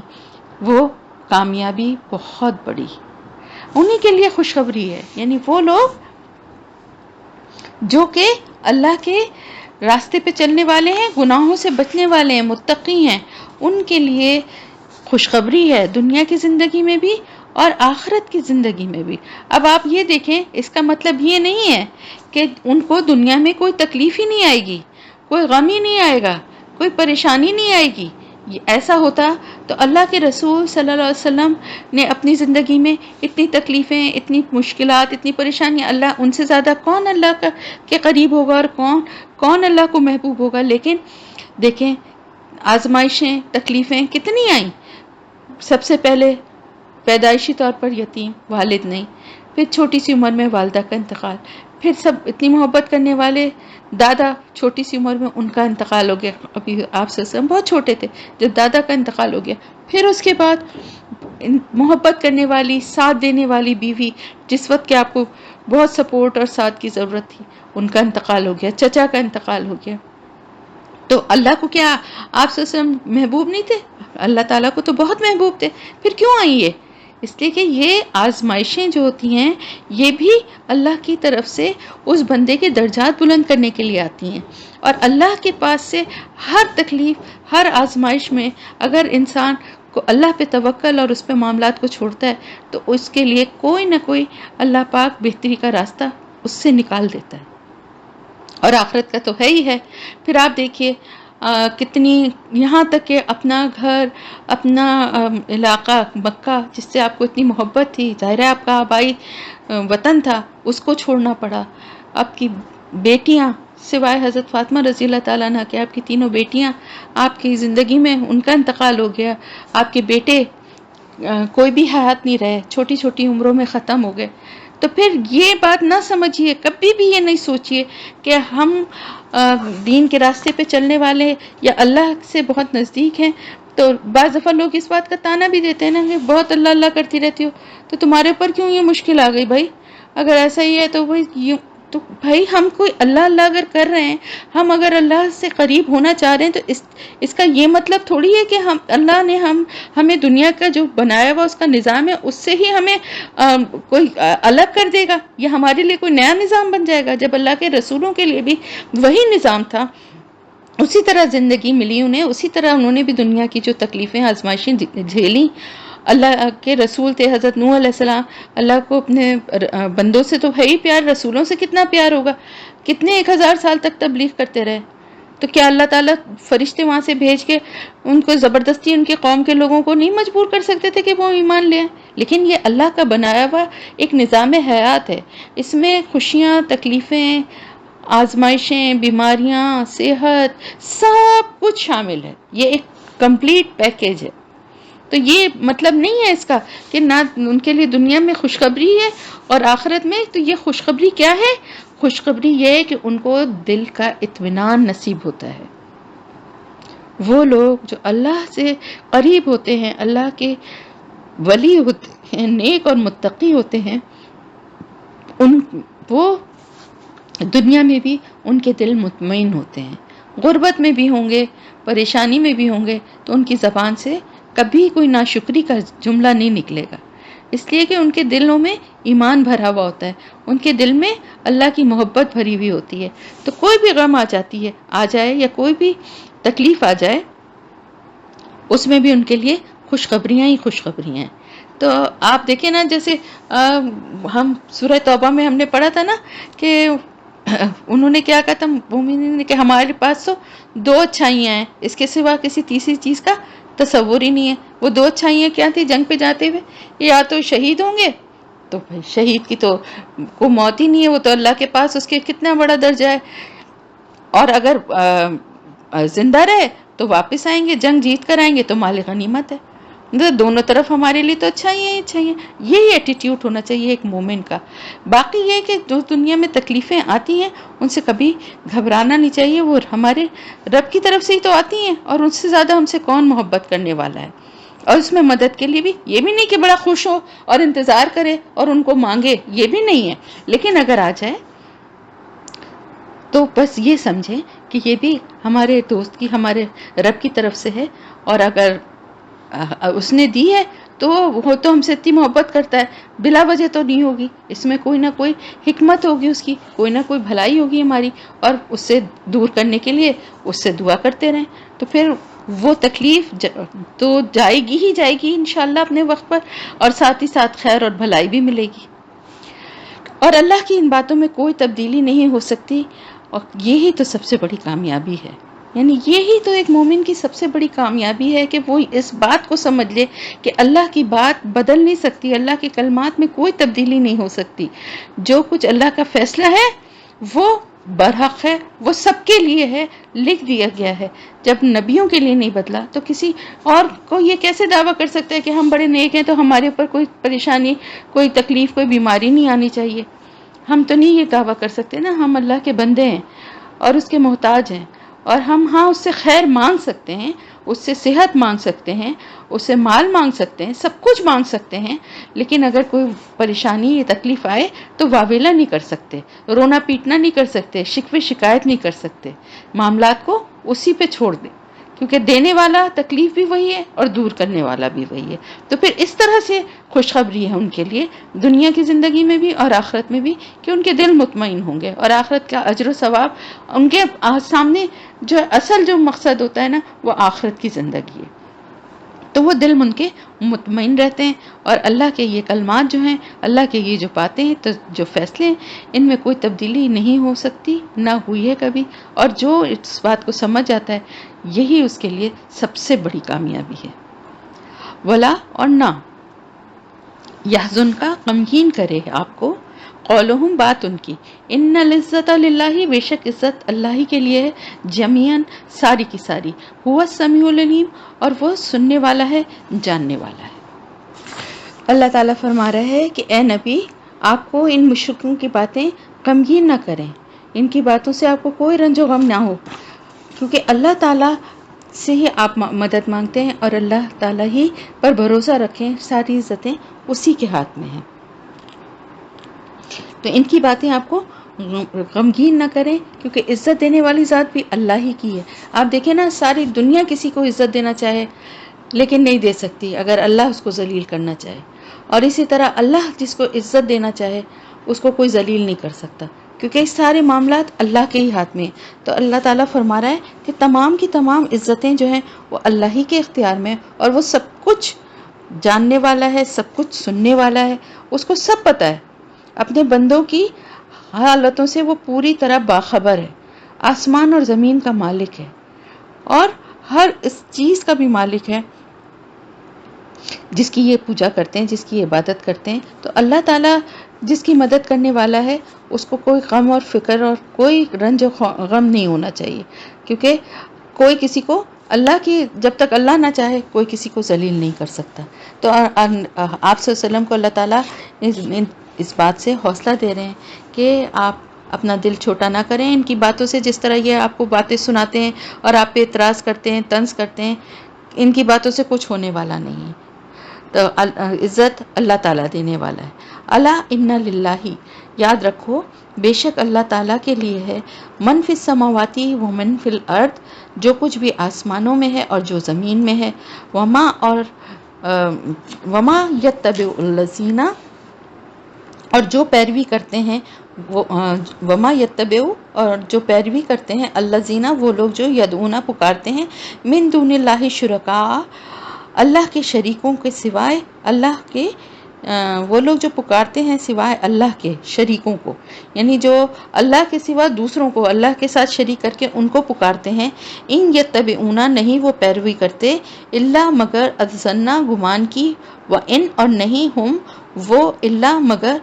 یخرصون، وہ قیاس آرائیاں کرتے ہیں، اور اللہ کے ہی اختیار میں ہے۔ ظاہر ہے آسمانوں اور زمین کا مالک تو وہی ہے نا۔ تو جن لوگوں کی تم عبادت کرتے ہو، جن کی تم پوجا کرتے ہو اللہ کے سوا، یعنی اللہ کو چھوڑ کے جن کو تم نے شریک اپنا بنایا ہوا ہے اور جن کو پکارتے ہو تم مدد کے لیے، ان لوگوں کے لیے اللہ تعالیٰ فرما رہے ہیں کہ وہ لوگ جو ان کی پیروی کرتے ہیں وہ صرف اپنے گمان کی پیروی کرتے ہیں، یعنی حقیقت تو کچھ بھی نہیں ہے، اس کی کوئی دلیل نہیں ہے۔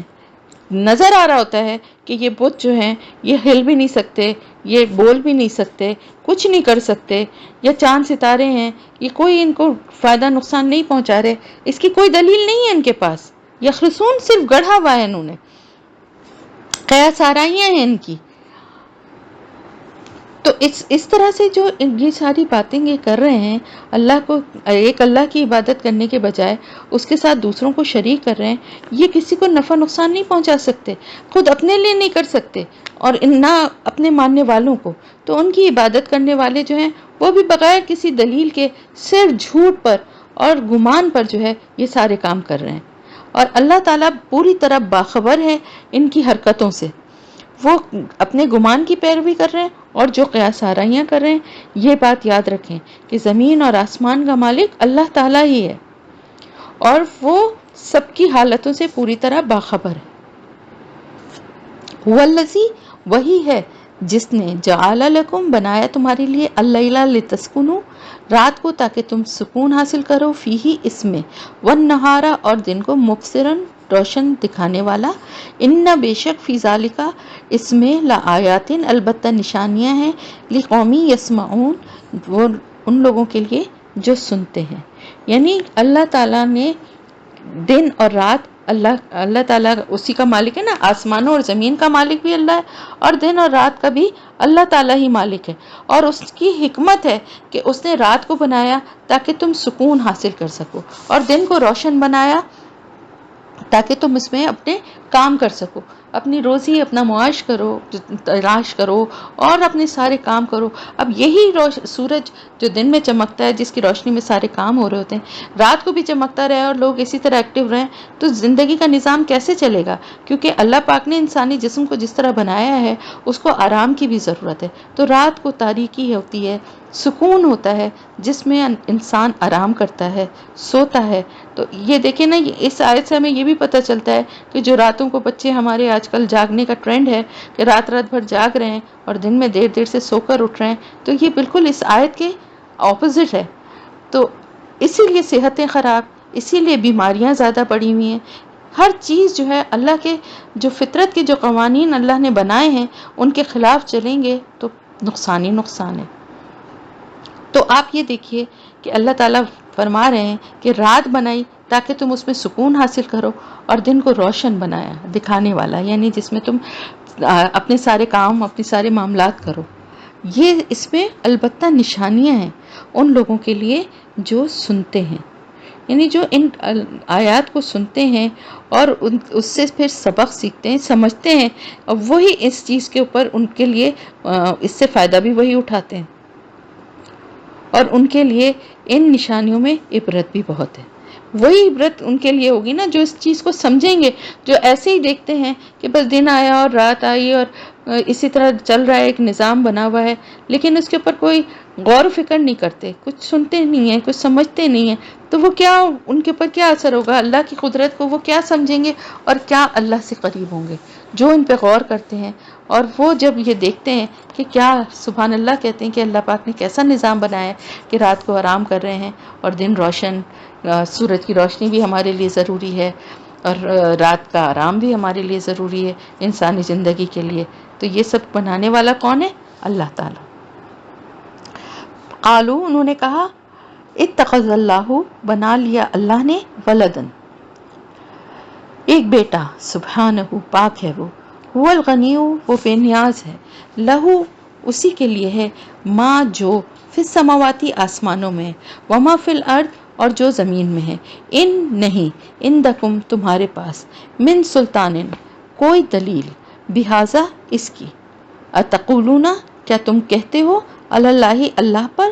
ما، جو، لا تعلمون، نہیں تم جانتے۔ اب آپ دیکھیے وہی، اسی کو کنٹینیو، وہی موضوع ہے کہ جیسے پچھلی آیات میں اللہ تعالیٰ لوگوں کی جو جاہلیت تھی اس کی طرف اللہ تعالیٰ بتا رہے تھے کہ کس طرح سے اپنے مذہب کی بنا پر، اپنے مذہب کے علم کی بنا پر، جو مذہب کے ذریعے علم ملتا ہے، اس کے بجائے قیاس آرائیاں کر رہے ہیں، گمان، اپنے اپنے گمان کے اوپر جو ہے وہ بنا لیے نئی نئی باتیں، اور پھر کہیں سے یہ تحقیق کرنے کی کوشش بھی نہیں کرتے کہ ہم جو کچھ کر رہے ہیں یہ صحیح بھی ہے کہ غلط ہے، بلکہ خود ہی اس کی دلیلیں بھی بنا لیں، جبکہ اللہ کی طرف سے اس کی کوئی دلیل نہیں ہے۔ کہ آپ دیکھیں نا، مختلف مذاہب جیسے عیسائی اور یہودی تھے، تو ان کی جو یہ مذہب میں انہوں نے جو اپنی طرف سے جو باتیں ایڈ کر لی تھی، ان کی طرف بھی اشارہ ہے۔ پھر اللہ تعالیٰ فرما رہے ہیں کہ اس سے بھی بڑا گناہ کیا ہے کہ ایک تو دین میں اس طرح کی باتیں خود سے گڑھ لینا، اور ساتھ ہی ساتھ اللہ کی طرف یہ بات منسوخ کرنا کہ نعوذ باللہ، اللہ نے ایک بیٹا بنا لیا ہے، اللہ کا ایک بیٹا ہے۔ یہ کتنی بری بات ہے کہ اللہ تعالیٰ کے لیے اس طرح کی بات کہی جائے۔ سبحانہ، پاک ہے وہ۔ کس نے بنا لیا تھا؟ عیسائیوں نے بھی، اور یہودیوں کا بھی ایک گروہ تھا جنہوں نے یہ بات منسوخ کر دی تھی اللہ سے۔ تو اللہ تعالیٰ فرما رہے ہیں کہ بجائے اس کے کہ ان نشانیوں پہ غور کرتے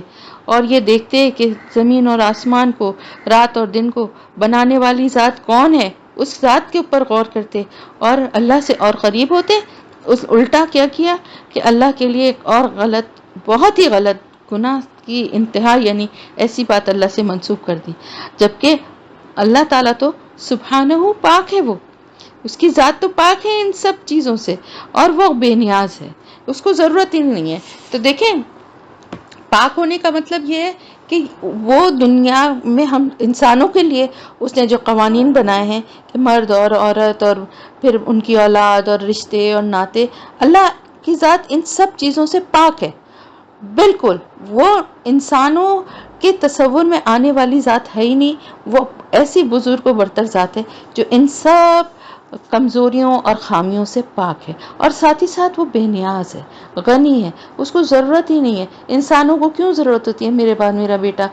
مجھے یاد رکھے گا، مجھے قرآن پڑھے گا، میرے لیے نیک کام کرے گا، میری چیزوں کو سنبھالے گا، میری فلانی جو ہے وہ یہ کریں گی۔ ہم ان رشتوں کے کیوں محتاج ہیں؟ ہم ان رشتوں سے کیوں، ہماری کچھ نہ کچھ توقعات، کچھ نہ کچھ امیدیں ہوتی ہیں۔ لیکن اللہ تعالیٰ بے نیاز ہے، ظاہر ہے اس کو ضرورت ہی نہیں ہے، سب کچھ تو اس کا ہی ہے نا، اسے اس کی ذات ان کمزوریوں اور خامیوں سے بھی پاک ہے، اور اس کو ان چیزوں کی کوئی ضرورت ہی نہیں ہے، کیونکہ یہ سب کچھ اسی کا ہے، تو پاک ہے وہ، اور ساتھ ہی ساتھ بے نیاز ہے وہ ان تمام باتوں سے جو یہ اللہ کے لیے کہتے ہیں۔ سب اللہ کے محتاج ہیں، زمین اور آسمان کی ساری مخلوق اسی کی ملکیت ہے، اسی کے غلام ہے، تو پھر اس کی اولاد کوئی ہو ہی کیسے سکتی ہے؟ سب سے بڑی بات تو یہ، اور اس جھوٹ اور اس بہتان کی ان کے پاس بھی کوئی دلیل نہیں ہے، اپنی جہالت سے انہوں نے یہ باتیں بنا لی ہیں، اور یہ کلمہ اور یہ بات تو اتنی بڑی ہے کہ اس سے آسمان پھٹ جائے اور زمین شق ہو جائے اور پہاڑ گر جائیں، کہ یہ یعنی اتنی بڑی بات جو کہ اللہ سے منسوب کی جا رہی ہے، اور اس کی کوئی دلیل ہی نہیں ہے ان کے پاس۔ تو جب تمہارے پاس کوئی دلیل ہی نہیں ہے تو پھر کیا تم جھوٹ بات اللہ کے اوپر بنا رہے ہو خود ہی، جو تم جانتے بھی نہیں ہو، یعنی تمہیں کچھ اس کا علم ہی نہیں ہے، اپنی طرف سے تم نے ایک ایسی بات اللہ سے منسوب کر دی ہے۔ اتنا بڑی بات اللہ کے لیے کہنا، جو کہ زمین و آسمان کا مالک ہے، اس ہر چیز سے، ہر کمی، ہر کمزوری اور خامی سے بے نیاز اور پاک ہے، اس کے لیے تم اتنی بڑی بات کہہ رہے ہو، اگر تو کوئی دلیل ہے تمہارے پاس، یا بغیر جانے بوجھے تم ایسی ہی اللہ کے لیے کوئی ایسی بات کہہ رہے ہو؟ استغفر اللہ، یہ بہت ہی بڑا بہتان اور اللہ کے اوپر ایک جھوٹ ہے، جو کہ اللہ کو سخت ناپسند ہے۔ شرک ہی اللہ کو سخت ناپسند ہے، نہ کہ اللہ کے لیے اس طرح کی بات اللہ سے منسوب کرنا۔ اب آپ دیکھیں تینوں جو ان کی باتوں کے لیے اللہ پاک نے کتنی ایک ایسی مدلل بات کی ہے کہ جو ان کی بات کو بالکل رد کرنے والی ہے۔ کیونکہ دیکھیں سب سے پہلی بات تو یہ کہ اللہ تعالیٰ ظاہر ہے ہر خامی سے پاک ہے، سبحانہ ہوا ہے۔ اب آپ دیکھیں بیٹا اگر کسی کا ہوتا ہے تو اسی کی نسل میں سے ہوتا ہے نا، تو جب اللہ کی جیسا کوئی دوسرا ہے ہی نہیں تو اللہ کی نسل کیسے نعوذ باللہ ہو سکتی ہے؟ پھر اس کے بعد یہ کہ غنی ہے، جیسا کہ میں نے آپ کو بتایا کہ دنیاوی ضروریات سے اس بے نیاز ہے، اس کو کوئی ضرورت ہی نہیں ہے، زمین اور آسمان اسی کے ہیں، اور اس میں جو کچھ ہے وہ بھی سب کچھ اسی کا ہے۔ تو جب اللہ تعالیٰ بندوں سے اپنی محبت تو کرتا ہے، اور بعض بندے اس کو زیادہ محبوب ہیں، لیکن اس کا یہ مطلب نہیں ہے، اللہ اور بندے کا فرق تو ہمیشہ رہے گا۔ اللہ کے رسول صلی اللہ علیہ وسلم کیا کہہ رہے ہیں کہ میں کچھ اختیار نہیں رکھتا، اپنی جان کے لیے بھی کچھ اختیار نہیں رکھتا کسی نفع یا نقصان کا، مگر جو کچھ اللہ چاہے۔ دیکھیں تو پھر اس کے بعد تو پھر کوئی بات اور کوئی گنجائش رہتی ہی نہیں ہے نا، تو بغیر کسی دلیل کے اللہ کی طرف سے ایسی بات یہ گڑھ کے کہتے ہیں۔ تو اللہ تعالیٰ فرما رہے ہیں کہ قل ان الذین، کہہ دیجئے بے شک وہ لوگ جو یفترون گڑھتے ہیں، علی اللہ، اللہ پر، الکذبہ جھوٹ، لا یفلحون نہیں فلاح پائیں گے۔ یعنی یہ اتنا بڑا جھوٹ ہے، بلکہ اللہ سے کوئی بھی بات، جھوٹی بات، ایسی جیسے لوگوں کی بعض دفعہ عادت ہوتی ہے نا کہ یہ تو اللہ نے فرمایا ہے، کوئی بھی بات آپ کو، کوئی آپ کے پاس ریفرنس ہو، کوئی اوتھینٹک سورس ہو یا نہ ہو، آپ اللہ کی طرف سے منسوب کر دیتے ہیں۔ کوئی دعائیں،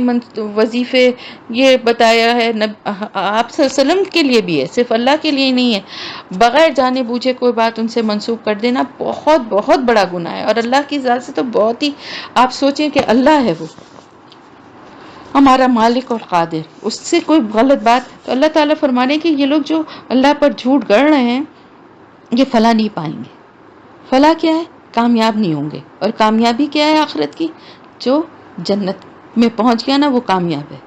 جہنم کی آگ سے بچ گیا اور جنت میں پہنچ گیا وہ ہے کامیاب۔ تو وہ فلاح نہیں پائیں گے، یعنی وہ جنت میں بھی نہیں پہنچ سکتے اور جہنم